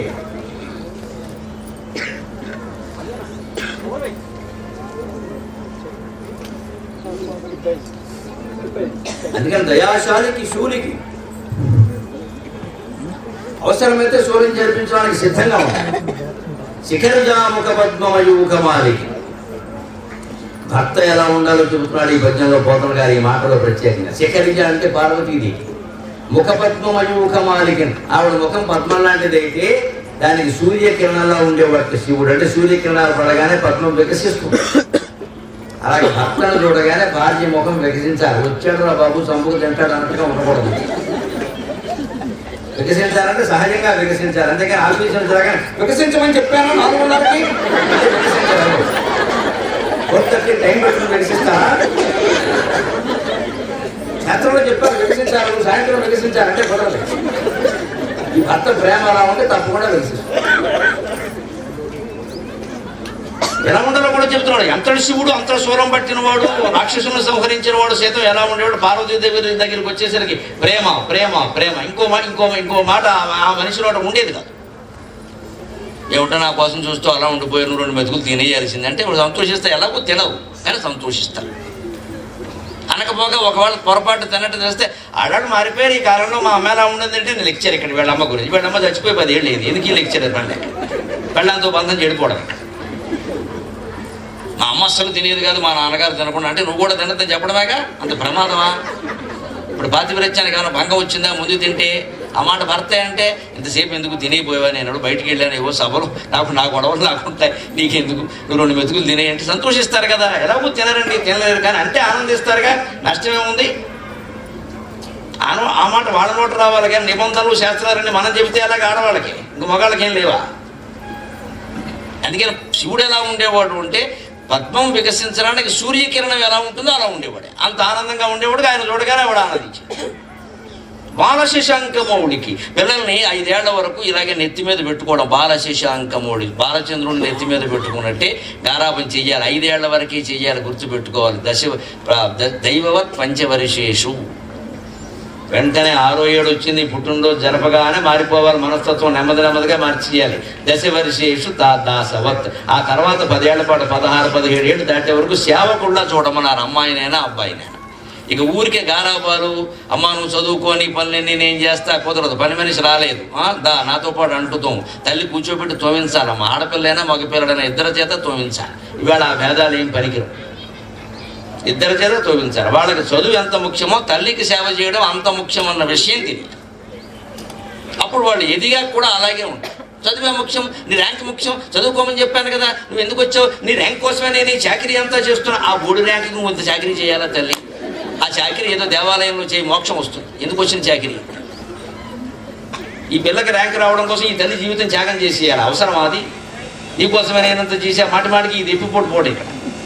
ఇక పిల్లకి అప్పుడు ఒత్తిడి మొదలవుతుంది. మా అమ్మ నా కోసం అన్ని త్యాగం చేసి మా నాన్నగారు అంతకంటే అప్పులు పాలైపోయారంటే ఇప్పుడు ర్యాంక్ ఒత్తిడి ఆ పిల్ల బుర్ర మీద పెరిగిందమ్మా. ర్యాంక్ వస్తుందో రాదో కానీ సీలింగ్ ఫ్యాన్ గురేసుకునే స్థితి వచ్చేస్తుంది. ఇంత ఒత్తిడి ఎందుకు పెంచాలి? అదే అంత అవసరం ఏముందండి? ర్యాంకు పాస్ అయితే సరిపోదా? 70% మార్కులు వస్తే సరిపోదా? అంటే మన ఇక్కడ ర్యాంక్ స్కూల్లో ఫస్ట్ ర్యాంక్ రావాలి, మనం పేరెంటంలో చెప్పుకోవాలి. ఇక్కడ నీ పేరెంటం కోసం నన్ను బలైపోమంటావా? ఇదేనండి బయలుదేరుతున్నది. ర్యాంకులు మాడితే ప్రోగ్రెస్ కార్డు పట్టుకురాగానే 60-70% మార్కులు వస్తే చాలండి, అభ్యంతరం ఏం లేదు. అంతకంటే అడగకూడదు అసలు కదా ఏ పరీక్షల్లో కూడా. 10వ తరగతి వరకు 60-70% మార్కులు వస్తే చాలు. ఫస్ట్ క్లాస్ దాటింది 70% వచ్చేది చాలమ్మా. 80 వచ్చినా సరే, 90 వచ్చినా సరే, ఈ యూనిట్ టెస్ట్లో ఇంత చేస్తే 3వ తరగతి పరీక్ష, అది కూడా ఏదో యూనిట్ టెస్ట్, అందులో 25కి 23 వచ్చాయి. Why didn't you get other 2? English ఒకటి దీనికి, అదేదో తెలుగులో ఏడవకుండా. ఇంకా 2 ఎందుకు తగ్గే? 2 ఎత్తేసరికి 2 పెరుగుతాయి. 25కి 23 ఎవడికొచ్చాయమ్మా? నాకు రాలేదు. ఇన్ని గ్రంథాలు చదివేప్పటికో 1000 పుస్తకాలు పైన చదివేసి నేను చిక్కు పెట్టుకున్నాను. మన మా లైబ్రరీలో ఉన్నవి 1100 వరకు. ఇప్పుడు నేను ఎన్ని చదివాను లెక్క పెట్టా, 1075 పుస్తకాలు అయిపోయినాయి చదవడం. నా దగ్గర ఉన్న 1100 1075 అయిపోయినాయి నా దగ్గర ఉన్నవి. ఇంకా 25 ఉన్నాయి. ఇప్పుడు పుస్తకాలు లేక ఇబ్బంది పడుతున్నాను నేను చదవడానికి, అన్నీ అయిపోయినాయి. ఇంకా బయట పుస్తకాలు ఇంకో 3-4 వేలు ఉంటాయి. ఎవరి దగ్గర తీసుకున్నవి, క్లాసులో చదివినవి, పాఠాల కోసం చదివినవి, గ్రంథాలయంలో చదివి. నా సొంత గ్రంథాలయంలో నా ఇంట్లో ఉన్న 1160 పుస్తకాల్లో నేను 1120-30 వరకు చదివేసి ఇంకా 25-30 మించులు చదవడం. ఇన్ని చదివిన నాకు ఆశ్చర్యం ఏంటంటే 10th క్లాస్లో సహా, ఇంటర్మీడియట్లో సహా, డిగ్రీలో సహా ఏమీ ర్యాంకులు రాలేదమ్మా. పాస్ అవ్వడం కష్టమైంది. చెబితే బాగుంటుంది, పరుగు పోతుంది. కానీ సాధించవలసి సాధించాం. ఆ మార్కులు ఎవరో చోట్ల. ఇప్పుడు నన్ను ఉపన్యాసానికి పిలిచేవాళ్ళు, అవధానానికి పిలిచిన వాళ్ళు, మీరు 10th క్లాస్లో పర్సెంటేజ్ అని ఎవరు అడగలేదు. కనీసం ఎంఏ కూడా అడగలేదు. నువ్వు పాస్ అయ్యావా అని అడగలేదు. నా పేరు ముందు డాక్టర్ ఉంటుంది, నువ్వు పిహెచ్డి డాక్టరా, వైద్యం డాక్టరా అని కూడా అడగలేదు. గౌరవిస్తూనే ఉన్నారు. గరికపాటి నరసింహారావు అంటే చాలు, దానికి ముందు వెనక విశేషణాలు అవసరం లేదు. అందుకే ఇప్పుడు కొత్తగా ఓ పుస్తకం వేసాం, ఇష్టదైవం అని. మొత్తం దేవతా ప్రార్థనలన్నీ, మొత్తం కుమారస్వామి సహా, గణపతి, శివుడు, పార్వతి, సరస్వతి అందరి మీద నేను అప్పుడప్పుడు అలాంటి పద్యాలు, ఒక 500 పద్యాలు ఉన్నాయి. ఆ పద్యాలన్నీ అందరికీ అందుబాటులో ఉండే. గొళ్ళంలో తెలుగు వినపడుతుంది. నా బాధ అది. సంస్కృతం, మరాఠీ, అన్నీ, హిందీ, ఉర్దూ, మనకి తమిళం కూడా వినపడుతుంది ఈ మధ్య బాగా. గొళ్ళలో తెలుగు ఒక్కటే. ఇప్పుడు ఎక్కడ వినపడకుండా భాష తెలుగు ఒక్కటే. అది గుళ్ళో లేదు, మళ్ళో లేదు, బళ్ళో లేదు, తల్లి ఒళ్ళో కూడా లేదు. అందుకని నాకు చాలా బాధ కలిగి మా అమ్మవారి మీద, మా శివుడి మీద నేను అల్లుకున్న పద్యాలన్నీ కొన్ని ప్రార్థన పద్యాలు కదా, అందరికీ ఉపయోగపడతాయని ఇష్టదైవం పుస్తకం వేసి అక్కడ పెట్టారు. స్టాల్లో సాగర ఘోష కావ్యం తాత్పర్యాలతో ఉంది. ఇష్టదైవం ఉంది. మా అమ్మ అని మా అమ్మగారి మీద ఇందాక పాడిన పద్యం సహా 100 పద్యాలన్నీ అర్థాలతో సహా ఉన్నాయి. ఆ ఇష్టదైవం పుస్తకం మీద ఏదో మొదట అచ్చు మీద అమ్మవారు బొమ్మ వేశారు. అక్కడ నా పేరు రాసి పైన కవి, మహాసహస్రావధాని, డాక్టర్ ఇవన్నీ రాశారు. మామూలుగా ప్రెస్ వాళ్ళు వేస్తారు కదా. నేను పిలిచి ఇవన్నీ అవసరం లేదు, అమ్మవారి పాదాలకు అడ్డంగా ఉన్నాయి, ఇవన్నీ పెడితే పాదాల దగ్గర వేసావు కదా, పాదాల దగ్గర ఆ పేరు ఒకటి చాలా, పుస్తకం ఎవరిదంటే తెలియాలి కదా. అందుకని గరికపాటి నరసింహారావు సార్ ఇవన్నీ తీసేయాలి. నాకు ఈవేళ భగవంతుడి దేవాల భక్తి వల్ల పెరిగింది ఏమిటంటే ఈ కిరీటాలు ఏమీ అవసరం లేదు, ఆ పేరే చాలా ఎక్కువ చాలు, ఇంకేం అక్కర్లేదు. దానికి తోకలు, కిరీటాలు అవసరం లేదు. క్రమంగా వయస్సు ఎక్కువ అవుతున్న కొద్దీ మనిషి వీటిని వదిలించుకుందుకు సిద్ధంగా ఉండాలి. నన్ను ఎప్పుడో 10 బిరుదులు పెట్టలేదు, బయోడాటా అంతా చదవలేదు, నన్ను సగౌరవంగా పిలవలేదు, ఇవన్నీ అక్కర. మనం ఏం మాట్లాడామనేదే ముఖ్యం. ఆ దానికి రావాలి, ఆ వైరాగ్యానికి రావాలి. ఇంకా మర్యాదలు ఏమిటి ఏవో ఉంటాయి, ఎవరు ఓపిక మేరకు వాళ్ళు చేస్తారు. అందుకే ఆ పుస్తకం మీద నేను తీసేయమన్నా, ఫోటో కూడా వేస్తాం. ఇదివరకు పుస్తకాలన్నింటి మీద వేసాం, భార్య పిల్లలు కూడా వేసాం. ఇంకెందుకు పెళ్లి చూపులు అయిపోయి ఇప్పుడు ఎందుకని చెప్పాను. పెళ్ళయ్యి నేళ్ళని ఇప్పుడు కొత్తగా మన ఫోటో అవసరమా? నీకు నేను నచ్చాను, నాకు నువ్వు నచ్చావు, నచ్చకపోయినా చేసేది ఏం తీసేయి. ఇంకెందుకు ఈ ఫోటోలని ఏం వద్దు, ఒక పేరేంటి, నా ఫోటో కూడా వద్దని చెప్తాను. అమ్మవారి ఫోటో వేశారు, వెనకాల దేవతల ఫోటోలు వేశారు. అంతకంటే ఏమిటి, అమ్మవారిలోనే అందరం ఉన్నాం కదా. ఇది క్రమంగా రావాలి. అందుకని నాకు డిగ్రీలు ముఖ్యం కాదు. అందుకని ఈ పిల్లల దగ్గర ఎప్పుడు కూడా 10 ఏళ్ళ దాసుల్లా చూడటం ర్యాంకుల గురించి కాదు, మార్కులు వస్తే చాలు. వాళ్ళకి అన్ని పనులు చెప్పండి, పని చేయడం కూడా ముఖ్యమని చెప్పండి, బ్యాంకులకు పంపండి, కిరాణం కొట్టుకు పంపండి, పతంజలి స్టోర్స్కి పంపండి, అన్ని వాళ్ళనే తెమ్మనండి. లెక్కలు తెలుస్తాయి కనీసం. అయిపోయింది. ఇంకొక మాట చెబుతున్నా, తల్లిదండ్రుల కోసం గృహస్థాశ్రమంలో పెద్దవాళ్ళు ఇబ్బంది లేకుండా గుండెపోటు రాకుండా ఉండాలి అంటే ఒక్కటి నేర్చుకోవాలి. కష్టమైనా కానీ చెబుతా, నేను నేర్చుకుంటా, మీకు చెబుతా. పిల్లలకి 18 ఏళ్ళు దాటే అయిపోయింది. 18 ఏళ్ళు దాటిన వాడు ఎవడి మాట వినడు, ఎవడు చెప్పినా మారడు. వాడిని మార్చగలిగిన వాళ్ళు ఇద్దరు. ఒకటి వాడే, 2 దేవుడు, ఇంకెవరు లేరు. మా అబ్బాయి మాట వినడం లేదండి, వద్దు. ఇంకా చెప్పిన మాట వినడం వాడినే కొడుకు అంట, చెప్పిన మాట వింటున్నట్టు నటించేదాన్ని కూతురు అంట. పెద్ద తేడా.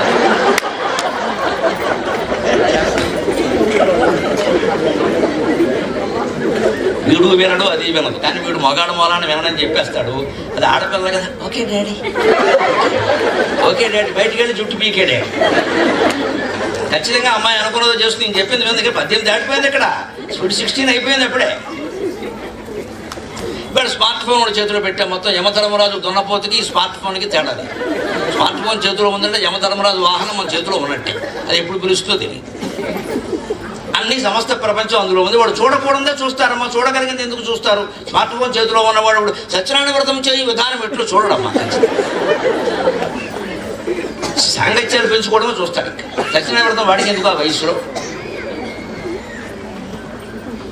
అది మనమే జాగ్రత్తగా ఉండాలి. అందుకని 18 ఏళ్ళు 20 ఏళ్ళు వచ్చే వరకు సక్రమంగా వాడిని దాసుడిలాగే పెంచి హెచ్చరికలు చేసి అవసరమైతే ఒకటి అంటించి ఏదో ఒకటి చేసి మొత్తం మీద దారిలో పెట్టి, ఇక పెట్టలేమనుకున్నప్పుడు మంచిది. 18 ఏళ్ళు దాటి 20 ఏళ్ళు దాటి లెక్క ప్రకారం ఓటు హక్కు ఇచ్చారు, అన్ని హక్కులు ఇచ్చారు. మంచిది బాబు, నీ జీవితం నీది, మేము సలహా చెబుతాం, విన్నావా మంచిది, వినకపోతే మరీ మంచిది, ఇంకా చెప్పక్కర్లేదు. ఆ సమయం కూడా జపం చేసుకోవచ్చు. ఈ తెగింపుకు తల్లిదండ్రులు రావాలండి, మొహమాటం లేకుండా చెబుతున్నాం. లేదా సంవత్సరాలు దెబ్బతింటాయి. ఇక అక్కడి నుంచి మా వాళ్ళు పెద్ద అయిపోయారండి, మాట అంటే వినరామా, ఎందుకు వచ్చిన గొడవది? వినరు. వింటే మంచిది, వినకపోతే మరీ మంచిది.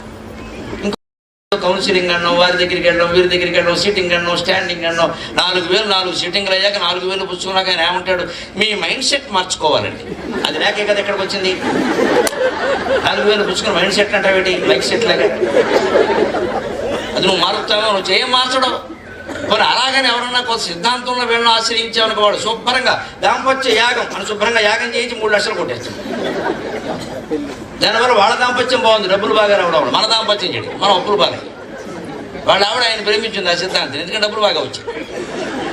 దాంపత్యానికి యాగం ఏంటంటే అర్థం లేని మాట సృష్టిస్తున్నారమ్మా. హిందూ సంస్కృతిలో దెబ్బతీస్తున్నారు. హిందూ జాగరణ శక్తులు మనమే జాగ్రత్తగా ఉండాలి. ఖచ్చితంగా హిందూ సంస్కృతిలో దెబ్బతీస్తున్నారు. గుడ్డి నమ్మకాలు బాగా ప్రచారం చేసి యజ్ఞాల యాగాల పేరు మీద విపరీతంగా వసూలు చేస్తున్నారు. మొత్తం దెబ్బతింటోంది వ్యవస్థ. ఒకడు స్టోరీ టీవీలో రాగానే మొత్తం హిందూ ధర్మానికి మచ్చ వస్తుంది, తలెత్తుకోలేకపోతాం. అందుకని వినరు. అందుకే చిన్నపిల్లలప్పుడు ఇలా చూసి 18 ఏళ్ళు 20 ఏళ్ళు దాటగానే వాళ్ళకి చెప్పు, సలహా చెప్పి. ఇక లేకపోతే విశాల భావంతో కలుపుకోగలిగావా కలుపుకో, లేకపోతే నీ దారి నువ్వు చూసుకోమని చెప్పి నీ ముక్తి నువ్వు చూసుకో. ఇక మాట్లాడు, వదిలేసే ఆ విషయం. అందుకే సరిగ్గా చివరి వచ్చేసరికి యోగేనా అంతే తను చెయ్యమన్నారు. అందుకే ఇక్కడ చెబుతున్నాడు బాలశిశాంకమౌడికి, పిల్లల్ని గారాపం చేసేటప్పుడు చేయండి, గట్టిగా ఉండేటప్పుడు ఉండండి. అలాగే కపాలికి, బిచ్చం ఎత్తుకునైనా కుటుంబాన్ని పోషించమన్నారు. అందుకని కపాలికి అని చెప్పాడు. శివుడు బిచ్చం ఎత్తుకున్నాడు.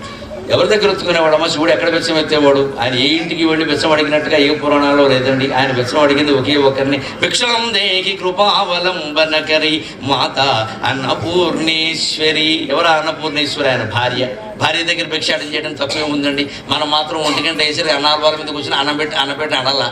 ఎవరిని అడుగుతాం? పక్కింటికి వెళ్ళి అడుగుతామా? భార్యను అడగకపోతే? ఆయన భార్యను అడిగాడండి. ఆయన భార్య అన్నపూర్ణేశ్వరి, ఎవరిని భిక్షాటం చేయలేదే. కానీ కుటుంబాన్ని పోషించుకోవడం కోసం భిక్షాటన కూడా సిద్ధపడ్డటువంటి మనం ఏదైనా చేసి మొత్తం మీద కుటుంబానికి మగవాళ్ళ ముందు బాధ్యత వహించాలి, ఆడవాళ్ళ బాధ్యత తర్వాత. మన సంస్కృతి ప్రకారం మగవాళ్ళ ముందు బాధ్యత వహించాలి. సంపాదించకపోతే ముందు మగాళ్ళని అడుగుతారు లోకం, ఆడవాళ్ళని అడగరు వెంటనే. ఏదో ఆయన ఏదో కాలు చేయలేని పరిస్థితుల్లో ఏదో ఇబ్బందులు ఉంటే వీళ్ళని అడుగుతారు, చూసుకోవాలి కదమ్మా అంట. ఏదైనా చేసి మొత్తం సంపాదించాలి. కపాలికి ఇంత ఎందుకే మన్మథ గర్వ పర్వతోన్మూలకి ఈ దంపతులిద్దరూ కూడా 25 ఏళ్ల పాటు సమస్త మన్మథ భోగాలు అనుభవించవచ్చు. ఎవరు కాదని అనలేదు. దానికోసమే శాస్త్రాలు రచించాడు, దానికోసమే శృంగార కావ్యాలు రాశాడు. అవి చదువుకోవాలి. ఆ వయసులో ఆనందంగా గడపాలి. ఒకే మనిషితో శృంగార జీవితాంతం ఆనందంగా ఉండాలి అంటే రకరకాల విషయాలు తెలియాలి. నేను సభలో చెబితే బాగుండదు, కానీ అనేక గ్రంథాలు ఉన్నాయి, ప్రబంధాలు ఉన్నాయి, కావ్యాలు ఉన్నాయి. దంపతులు కూర్చొని చదువుకుంటే ఆనందంగా ఉంటుంది. ప్రతిపదార్థ తాత్పర్యాలతో దొరుకుతున్నాయి. ఇవాళ ఆశ్చర్యపోక, ఆయాసపడక్కల దొరుకుతున్నాయి. ఇదంతా ఎందుకు? మళ్ళీ ఈ మన్మథ భోగాల్లో కూరుకుపోవడానికి కాదు. ధన్యో గృహస్థాశ్రమక. ఎప్పుడవుతుంది ధన్యం అంటే నారదాది మునిముఖ్య మనస్సరసీరుగాళికిన్. నారదాది మునిముఖ్యులందరూ మనస్సు అనే పద్మంలో ఏ పరమశివుడిని సేవిస్తున్నారో ఆ పరమశివుడికి నమస్కారం అన్నాడు గమరపోతన గారు. అంటే మనం కూడా గృహస్థాశ్రమం చివరిలో నారదుడులాగా, వశిష్ఠులాగా, త్యాగరాజస్వామిలాగా మోక్షం కోసం ప్రయత్నం చేయాలి. భక్తి జ్ఞాన వైరాగ్యాలతో మోక్షం కోసం ప్రయత్నం చేయాలి. దానికి 3 ముళ్ళు వేసిన మర్నాడే ప్రయత్నం మొదలు పెట్టాలి. ఆ చివరి వరకు ఆశ్రమ ధర్మాలు బాగుండాలి అంటే గృహస్థాశ్రమమే మూలం. అందుకే కొత్తగా పెళ్లి కూతురై కాపురానికి వచ్చిన సీతతో రాముడు ఎలా ఉంటున్నాడో వాల్మీకి చెబుతాడు. ప్రియాతు సీతారామస్య దారా పితృకృత ఇతి. ప్రియాతు సీతారామస్య దారా పితృకృత ఇతి. గుణాద్రూపగుణాచ్చాపి ప్రీతిర్భూయోభివర్ధత. రాముడికి సీత అంటే చాలా ఇష్టమైంది. నన్ను చాలా ఇష్టపడుతున్నారు స్వామి, ఎందుకు, ఏమి కారణం అంటే ఆడవాళ్ళు అడుగుతారు సహజంగా. అంటే నువ్వు అందంగా ఉన్నావు ఏదో చెప్తారేమో ఒక ఆశ. ఎందుకు చెప్తాడు? రాముడు చాలా తెలియను. నేనంటే ఎందుకంటే మీ ఇష్టం, మీ ఇంటికి కొత్తగా వచ్చాను కదా, నన్ను ఎంత ఇష్టపడుతున్నారు అంటే, దారా సీత నాకు తెలియదు, నువ్వెవరో నాకు తెలియదు, నేనెవరో నీకు తెలియదు, కానీ ఇది మా గురువు విశ్వామిత్రుడు చేసిన సంబంధం కదా. మిథిలానగరపు రాజకుమార్తెవి. నా గురువు నాకు ద్రోహం చేస్తాడా? నాకు చదువు చెప్పిన ఆయన, నాకు ఎటువంటి అమ్మాయిని చూడాలో ఆయనకి తెలియదా? అందుకని ఇది గురువులు పెద్దలు చేసిన ఎంపిక. మా తల్లిదండ్రులు అంగీకరించిన వివాహం. దశరథ మహారాజు కౌశల్య వస్తే కానీ నేను పెళ్లి చేసుకోనని చెప్పాడు రాముడు. న్యాయంగా క్షత్రియ వంశాచారం ప్రకారం మగ పెళ్లి వారు పెళ్లికి రారు. ముఖ్యంగా క్షత్రియుల్లో ఇప్పటికి కూడా కొన్ని చోట్ల ఆడవాళ్ళు అసలే పెళ్లికి రారు. కొడుకు పెళ్లికి తల్లి వెళ్ళదు, మగవాడే వెళతాడు, తల్లి వెళ్ళదు. అది ఆచారం అన్నమాట. కానీ అలాంటి సందర్భంలో కూడా కౌశల్య సహా, కైక సహా అందరూ వస్తే కానీ నేను చేసుకోనని చెప్పాడు. అలాగే అందరూ వచ్చారు, వాళ్ళందరూ అంగీకరించారు. ఇది తల్లిదండ్రులు చేసినటువంటి పెళ్లి, అందుకే నేను ఇష్టపడుతున్నాను అన్నాడు. సీత ఒక రకంగా సంతోషించి, ఒక రకంగా ఏమనుకుంది, తల్లిదండ్రులకి నచ్చింది కాబట్టి నచ్చాను కూడా, నా అంతటి నేను నచ్చలేదు, అందుకే నా అంతటి నేను నచ్చేలా చేసుకోవాలని ఆవిడ ఏం చేసిందట, గుణాద్రూపగుణాచ్చాపి ప్రీతిర్భూయోభివర్ధత. ముందు గుణంతో ఆకర్షించే ప్రయత్నం చేసింది, తర్వాత రూపగుణంతో కూడా ఆకర్షించే ప్రయత్నం చేసింది. మొత్తం మీద సంసారాన్ని స్థిరంగా నిలబడేలా చేసుకుంది. ఒక 4-5 ఏళ్ళు దాటగానే సీత, ఇదివరకు ఏదో నా తల్లిదండ్రుల కారణంగా నువ్వు నాకు నచ్చావంటున్నా, లేదు ఇప్పుడు నీ కారణంగానే నువ్వు బాగా నచ్చావు అన్నట్టు రాముడు. ఇది ప్రయత్నం చేయాల్సింది. కొత్త దంపతులు ఇద్దరు కూడా ఒకరినొకరు ఆకర్షించడానికి రూపంతోనూ గుణంతోనూ ముందు ప్రయత్నం చేయాలి. ఓ చీర ధరిస్తున్నారు, కొత్తగా పెళ్ళైన వాళ్ళు బట్టలు కట్టుకుంటారు, ఇది మా ఆయనకి నచ్చుతుందా నచ్చుదా? నచ్చేది కట్టుకోవమ్మా, ఏమైంది? మగవాడైనా అంతే. ఓ ప్యాంటు చొక్కా లేకపోతే నా పోటీగాడు పంచే కండుగా వేస్తే ఓసారి వంటింట్లోకి ఓసారి అయినా వేరే చూపించి కట్టుకోమంటావా అంటే ఏం పోయింది? వాళ్ళు చెబుతారుగా, అదే కట్టుకోవచ్చుగా, ఏదో ఒకటి కట్టుకోవాలిగా.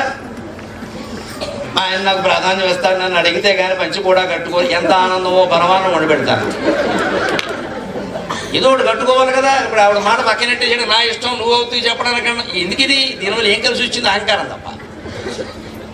ఒక వేషధారణ చేసినా సరే భర్తకు నచ్చుతున్నావా లేదా, భార్యకి నచ్చుతున్నావా లేదా, అలా ఆలోచించాలండి. ఇవాళ పెళ్ళి అయిన ఆడవాళ్ళు చాలామంది మగవాళ్ళు కూడా ఆలోచించింది వీళ్ళకి నచ్చడం కాదండి. బయటకు ఎడుతున్నాం కదా, లుకింగ్ బాగుందా, ఎవరు లుకింగ్ అమ్మా, ఎవరు చూడాలి, ఎవరు మెచ్చుకోవాలి? బయట వాళ్ళు మెచ్చుకోవాలా? భర్త కాదు మెచ్చుకునేది. భర్త కోసం వేషం వేస్తావు, బయట వాళ్ళ కోసమా? ఈ మాటలు చాలా తేడా. నీ భర్త నేను మెచ్చుకోవాలి, నీ భార్య నేను మెచ్చుకోవాలి. బయట వాళ్ళు ఎందుకంటే గొట్టంగా మెచ్చుకుంటే మెచ్చుకుంటారు, పోతే పోతారు. వాళ్ళు మెచ్చుకోవాలి, మనకి దేనికి? మన డ్రెస్ చూసి ఎవడో లైక్ పెట్టి బట్టల వేలు పైకెట్టాలా? మనకు అవసరమా? ఏం అవసరం అది? భార్య మెచ్చుకుంటే చాలు. బంగారంలో ఉన్నారండి, వేదిక మీద మాట్లాడుతుంటే అద్భుతంగా ఉన్నారని నా భార్య ఎదురుగా కూర్చుంటే నాకు అది గొప్ప సర్టిఫికెట్ అమ్మా. అంతకంటే కావాల్సింది ఏమిటి? అంతకంటే కావాల్సింది ఏమిటి? ఇంక ఊళ్ళో వాళ్ళు ఎంతమంది అంటే మాత్రం నాకు ఏం ఉపయోగం? అది కానీ ఇప్పుడు అనుమానాలు వస్తే లేనిపోను కూడా. అదేదో ఆవిడ అంటే సుఖమయ్యే, ఇది తన రూపంతో. అలాగే రూపం ఎప్పుడు నిలబడదు, ఎంత అందంగా ఉన్నా రూపం నిలబడదు. రాముడు సీత ఎవరైనా కానీ ఎవరి రూపం నిలబడదు. కాబట్టి గుణం శాశ్వతం. అందుకని గుణంతో ఆకట్టుకునే ప్రయత్నం చేసి, అందుకే సీతాదేవి సుందరకాండలో హనుమంతుడి దగ్గర బాధపడుతూ ఉంటుంది ఆవిడ, రాముడు మగవాడని నేను బాధపడడం లేదయ్యా, మొగుడని బాధపడడం లేదయ్యా, రామ వియోగానికి ప్రేమికుడయ్యా, గొప్ప ప్రేమికుడయ్యా. మా ఎప్పటి ప్రేమ కథ వ్యాయతి శలయేళ్ళు లేరుగు ఆకాశమెరుగు. విశ్వనాథ సత్యనారాయణ గారి కల్పవృక్షంలో చెబుతాడు అద్భుతమైన మాట. తెలుగు పద్యంలో ఎంత అందంగా చెబుతాడో చూడండి. హనుమా శ్రీరాముడు కేవలం ఒక మగవాడని, ఒక భర్తని, ఒక రాజుని నేను ఆశించట్లేదయ్యా, ఒక ప్రేమికుడయ్యా. మా ఎప్పటి ప్రేమ కథ వ్యాయతి సెలయేళ్ళు నెరుగు ఆకాశమెరుగు, నా ఇప్పటి దుఃఖ కథ వ్యాయతి ఈ అబ్ది ఎరుగు ఆకాశమెరుగు, నా మా ఎప్పటి ప్రేమ కథ వ్యాయతి సెలయేళ్ళు నెరుగు అబ్ది ఎరుంగున్, నా ఇప్పటి దుఃఖ కథ వ్యాయతి నా ఇప్పటి దుఃఖ కథ వ్యాయతి ఈ అబ్ది ఎరుగు ఆకాశమెరుగు. మేము ఇప్పుడు ఎంత సుఖంగా హాయిగా వనవాసనప్పుడు గడిపామో ఇద్దరం ఆలు మగలం ప్రేమగా, అది ఈ సెలయేళ్ళకి తెలుసయ్యా. సెలయేళ్ళు నెరుగు అద్రి ఎరుంగున్, అక్కడ సెలయేళ్ళకి తెలుసు. సెలయేళ్ళు హాయిగా కాళ్ళు చాకుని కూర్చునేవారు రాముడు సీత ఇద్దరు కూడా. వాళ్ళ వయస్సు, ఆయన వయస్సు 25 ఏళ్ళు, ఆవిడ వయస్సు 18 ఏళ్ళు. ఆ సమయం వనవాస సమయానికి ఆయన వయస్సు 25, ఆవిడ వయస్సు 18, 7 ఏళ్ళు తేడా ఉంది ఇద్దరికి. వాళ్ళు అక్కడికి వెళ్ళి ఆనందంగా గడిపేవారు, కాళ్ళిలా తపతప ఆడించుకుంటాను. వేరే పని ఏం లేదు, ఈయనకి రాజకీయాలు లేవు, మంత్రివర్గం ప్రమాణ స్వీకారం ఏం లేవు, అసెంబ్లీ సమావేశాలు గొడవ లేదు, తలాక్ బిల్లు ఆమోదించడం అసలు ఆ గొడవ లేదు అప్పుడు. అందుకని సుఖంగా కాళ్ళు చేపేసి కూర్చున్నారు అక్కడ. ఈవిడ అంతకంటే సరదాగా గడిపేశారు. అందుకే దాంపత్యం నిలబడింది. అందుకే ఆవిడ చెబుతోంది అప్పుడు సెలయేళ్ళు లేరు. అంతేకాదు అద్రి ఎరుంగు, ఆ చుట్టుపక్కల ఉన్న కొండలన్నీ ఉన్నాయి, వాటికి కూడా తెలిసి. ఇప్పుడు చూడండి విశ్వనాథ వారి కవిత్వం, మనిషి సుఖానికి దుఃఖానికి తేడా ఎలా చూస్తాడు. ఈవిడ ఎంత ప్రేమగా గడిపిందో భర్తతో ఎవరికి తెలుసునా, సెలయేళ్ళకి తెలుసునా, కొండలకి తెలుసునా. నా ఇప్పటి దుఃఖ కథ వ్యాయతి, ఈ సుందరకాండలో ఈ రావణాసుడు రోజుకో రకంగా బెదిరిస్తూ ఉంటే భర్తను కోల్పోయి, బంధువులను కోల్పోయి, ఒక్కరిని దిక్కు మొక్కు లేకుండా బతకాలో చావాలో కూడా తెలియకుండా నేను ఏడుస్తున్న ఏడుపు ఉంది. ఈ ఏడుపు ఎవరికి తెలుసా అనమా, ఈ అత్తి ఎరుగు ఆకాశమెరుగు సముద్రానికి తెలుసయ్యా, నా ఏడుపు ఆకాశానికి తెలుసయ్యా. ఆశ్చర్యకరమైన విషయం పోలిక. సుఖమేమో సెలయేళ్ళకి తెలుసా, దుఃఖమేమో సముద్రానికి తెలుసా. అంటే మనిషికి గడిచిపోయిన సుఖం సెలయేరులా ఉంటుంది, నడుస్తున్న దుఃఖం సముద్రంలా ఉంటుంది. అది విశ్వనాథ, అది జ్ఞానపీఠం. అంటే కవిత్వం అంత గొప్పది. ఎంత బాగా చెప్పడుతుంది. మనిషికి ఎప్పుడు ఏంటి, ఎంత సుఖపడినా కూడా గడిచిపోయిన సుఖం ఉందే అది సెలయేరులో ఉంటుంది, ఏదో చిన్నదిలాగా. నడుస్తున్న దుఃఖం ఏదో ఉంటుంది, అది పెద్ద సముద్రంలో ఉంటుంది మీద పడిపోయినట్టుగా. నిజానికి ఏది ఒకటి, సుఖం దుఃఖం రెండు ఉండవు జీవితంలో ఎప్పుడు. రెండిట్లోనూ ఉన్నది ఒకే మాట. సంస్కృత భాష చాలా గొప్పది. సుఖం దుఃఖం మీరు గమనించండి, రెండిట్లోనూ ఉన్నది ఖం, సుఖం దుఃఖం. ఖం అంటే ఆకాశం, ఖం అంటే ఆకాశం. ఖే గచ్చేది ఇది ఖగ, ఖగ అంటే పక్షి, ఎందుకంటే ఆకాశంలో పెడుతుంది కాబట్టి. ఖం అంటే ఆకాశం, ఆకాశం అంటే ఆకాశం గగనం శూన్యం. అంచేది ఉన్న అనుభవం ఏదైతే ఉందో అది సుఖము కాదు దుఃఖము కాదు. నువ్వు సూ చేరిస్తే సుఖం, తూ చేరిస్తే దుఃఖం. ఏం చేరుతావు చేర్చుకో, అంతే సుఖం.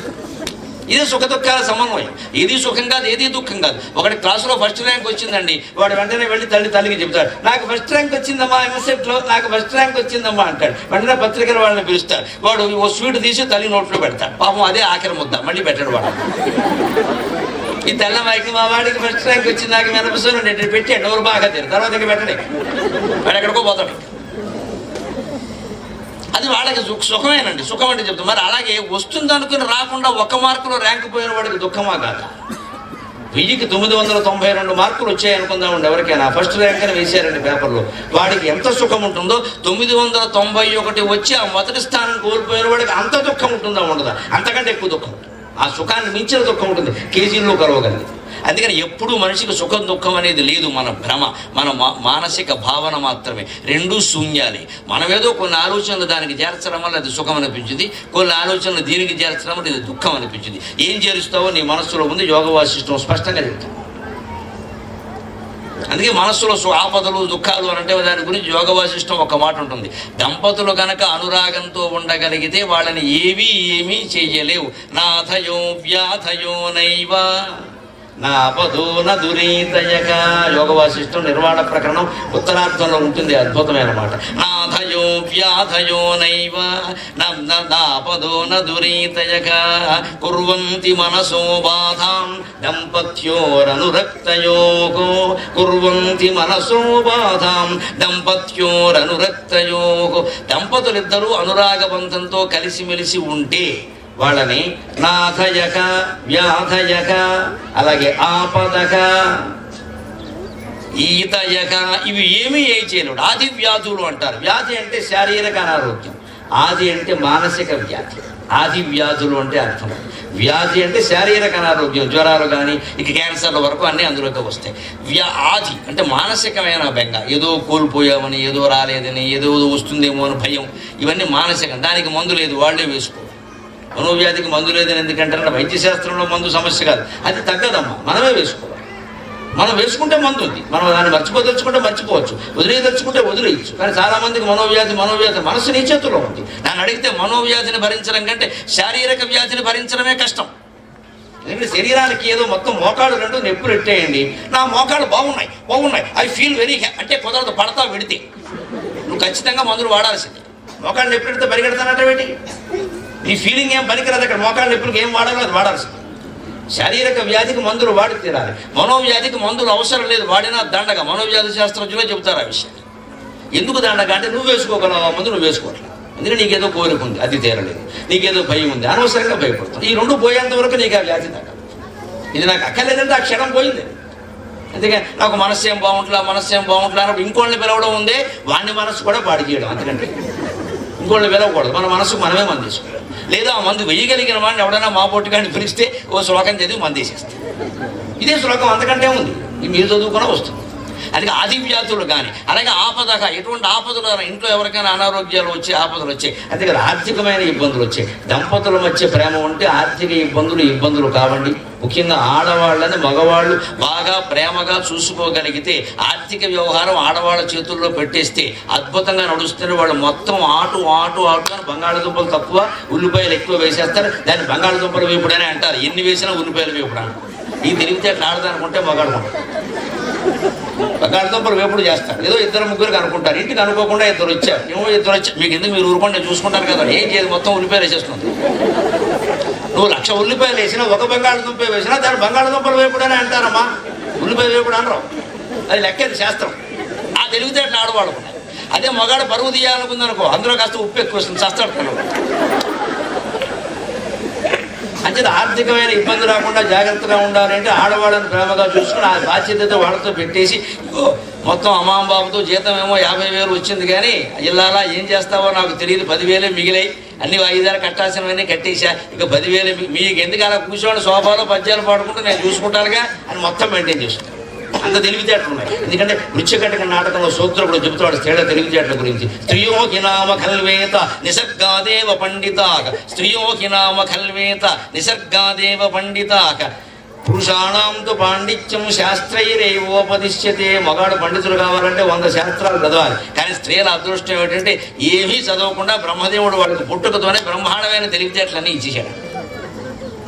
బ్రహ్మాండమైన తెలివితేటలు స్త్రీలకు సహజంగా పుట్టుకతో ఉంటాయమ్మా. ఎందుకంటే ప్రసవం భరించాలి, భయంకరమైన బాధ అది. అనుభవించిన వాళ్ళకి తెలుస్తుంది, వాక్యం తెలుస్తుంది. ప్రసవం భరించాలి, రక్తస్రావం అయిపోతుంది, పిల్ల పుడుతుంది, తల్లి చచ్చిపోయే పరిస్థితులు చాలా ఉండేవి పూర్వం. అవి తట్టుకున్నారు వాళ్ళు. అంతకంటే కష్టమే ఉండదని అనుకుంటారు. ప్రసవం తట్టుకోవడం కష్టం. నా తల్లి 9 ప్రసవాలు భరించేదమ్మా, 9వ పిండం నేను బయటపడి ఇంతవాడిని అయ్యా. మరి 8 దగ్గర వాళ్ళు ఆపేసినా నేను వచ్చేవాడిని గదిలో.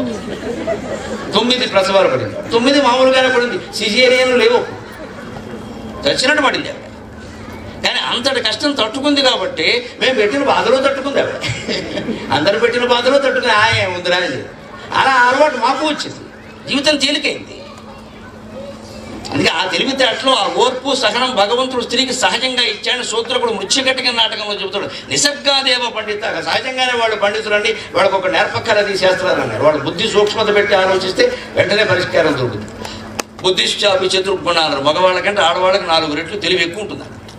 దుఃఖపడ్డామనే విషయం అప్పుడు సెలయేళ్ళకి తెలుసు, కొండలకు తెలుసు. ఇప్పుడు ఎంత దుఃఖపడుతున్నాననే విషయం సముద్రానికి తెలుసు, ఆకాశానికి తెలుసు. అంటే సెలయేరు కంటే సముద్రం పెద్దది, కొండ కంటే కూడా ఆకాశం ఎత్తైనదే కదా. నా దుఃఖం చాలా ఎక్కువగా ఉందయ్యా, మరిచిపోయిన సుఖం తక్కువగా ఉందని చెప్పడం. దాన్ని హనుమంతుడు విన్నాడు, నవ్వుకున్నాడు. తల్లి ఎంత దుఃఖంలో ఉందో ఆయనకు తెలిసింది. తర్వాత ఆ దుఃఖం తీర్చాడు, అది వేరే విషయం.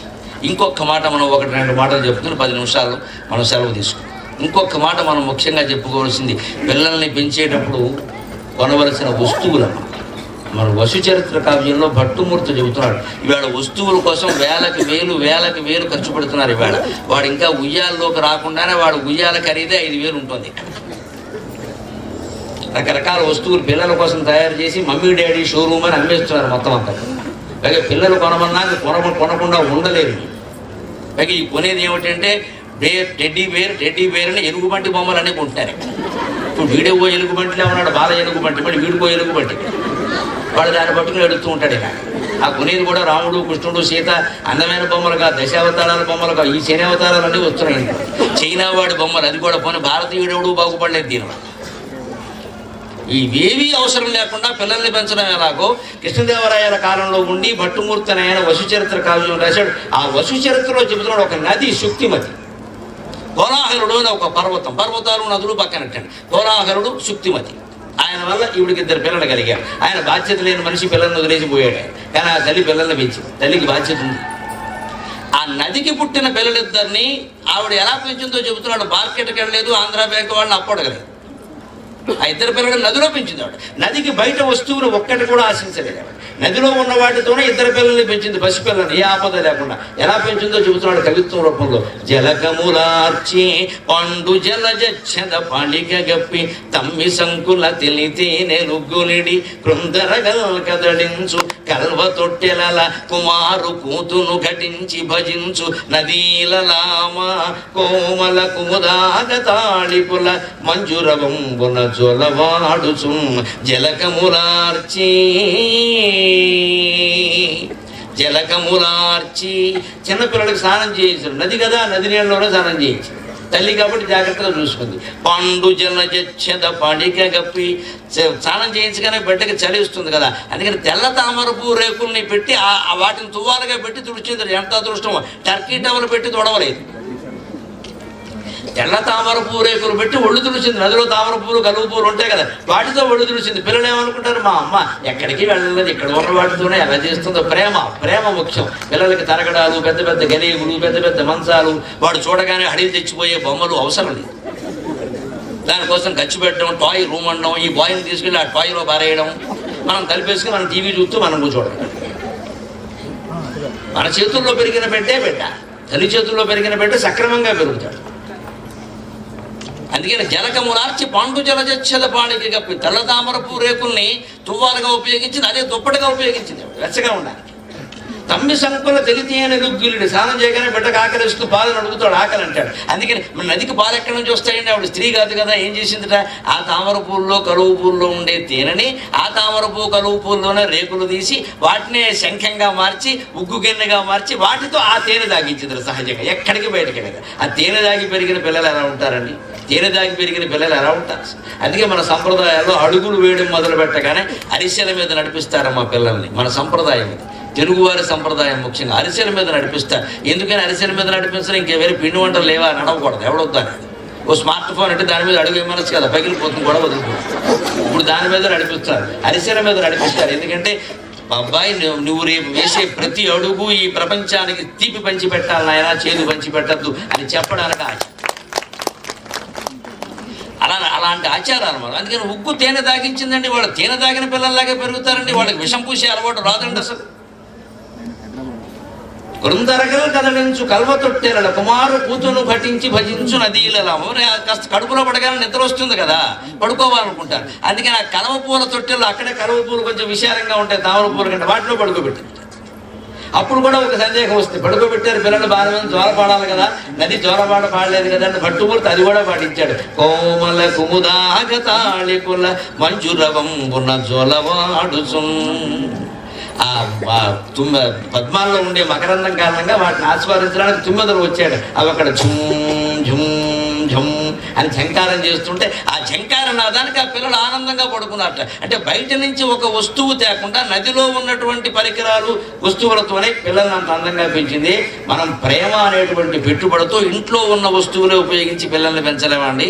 పిల్లల్ని పెంచడం పెద్ద బడ్జెట్ అయిపోయింది వేళ. ఈ ఆలోచన చేస్తే మనం ముందుకెళ్ళాలి.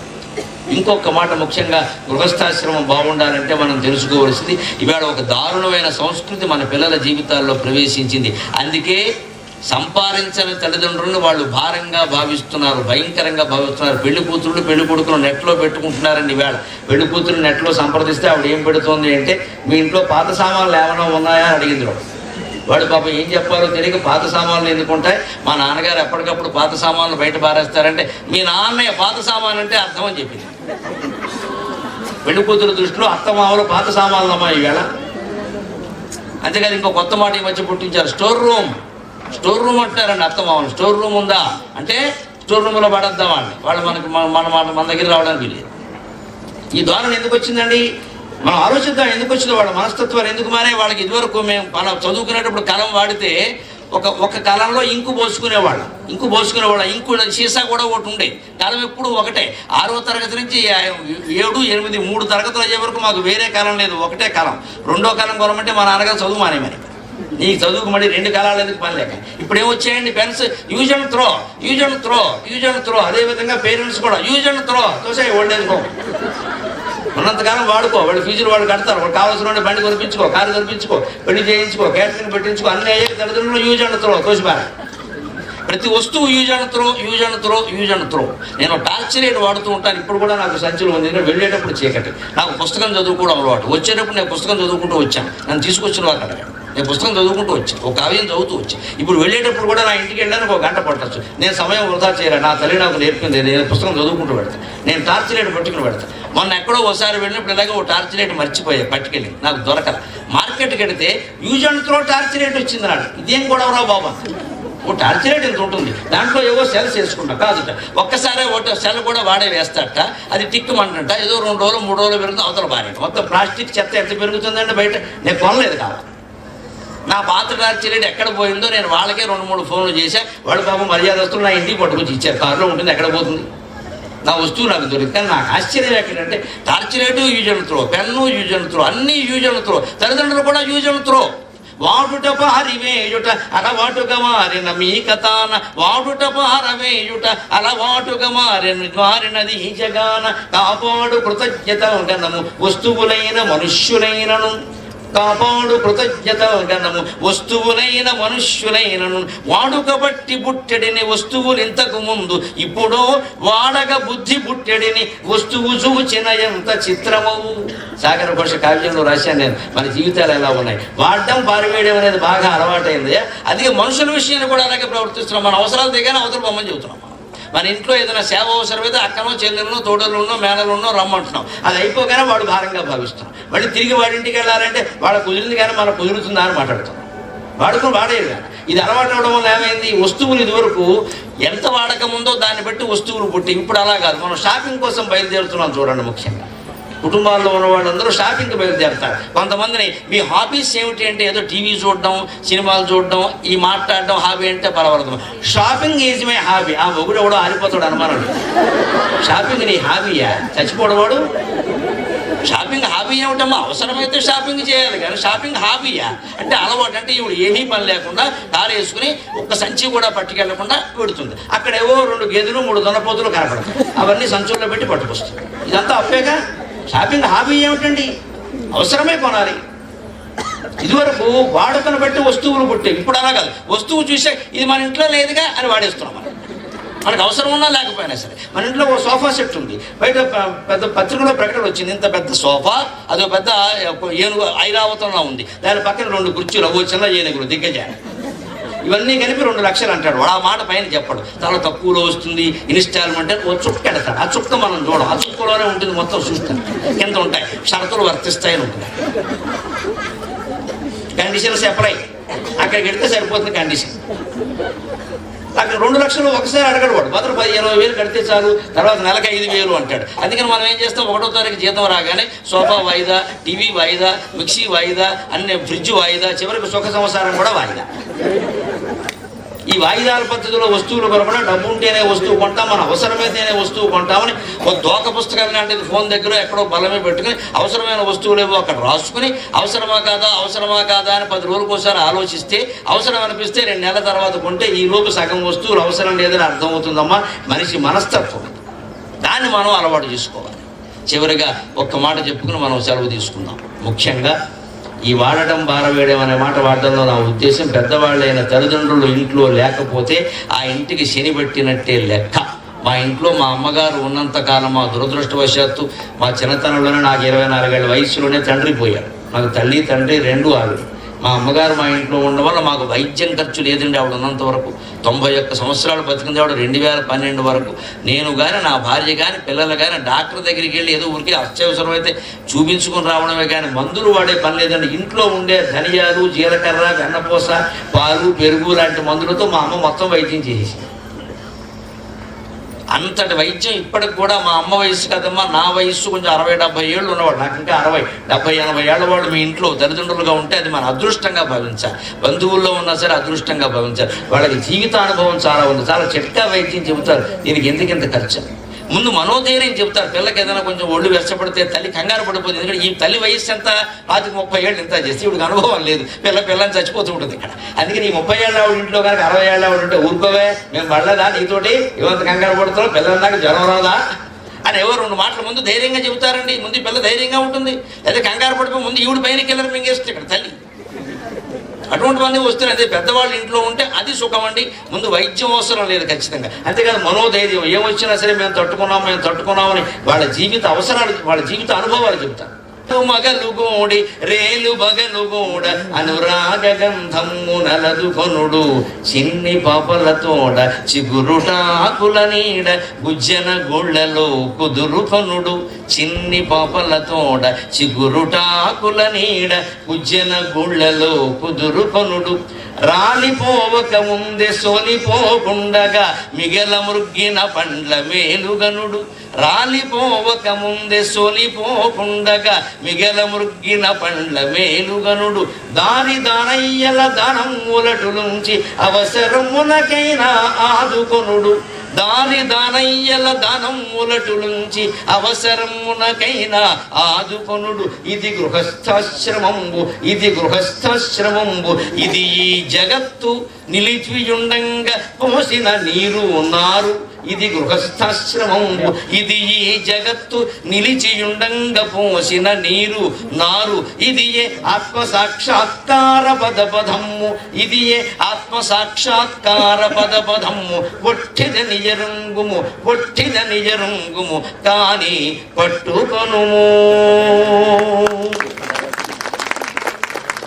ఆలు మొదలు రాత్రి పగలు అనే భేదం లేకుండా కొత్త దంపతులు సరదాగా ఆనందంగా గడపాలి. పిల్లల దగ్గర అశ్లీల ప్రవర్తన, అసభ్య ప్రవర్తన పనికిరాదు, కానీ అనురాగం తప్పు కాదు. భార్యతో మాట్లాడేటప్పుడు పిల్లలు 7-8 ఏళ్ళు వయస్సు, 10 ఏళ్ళు 12 ఏళ్ళు వయస్సున్నా పర్వాలేదు, భార్య భుజం మీద చేసి మాట్లాడితే పిల్లాడు గ్రహిస్తాడు, నా భార్యతో నేను ఇలా మాట్లాడాలి. తప్పేం లేదు అందులో. భుజం మీద చేసారండి, ఏమైంది?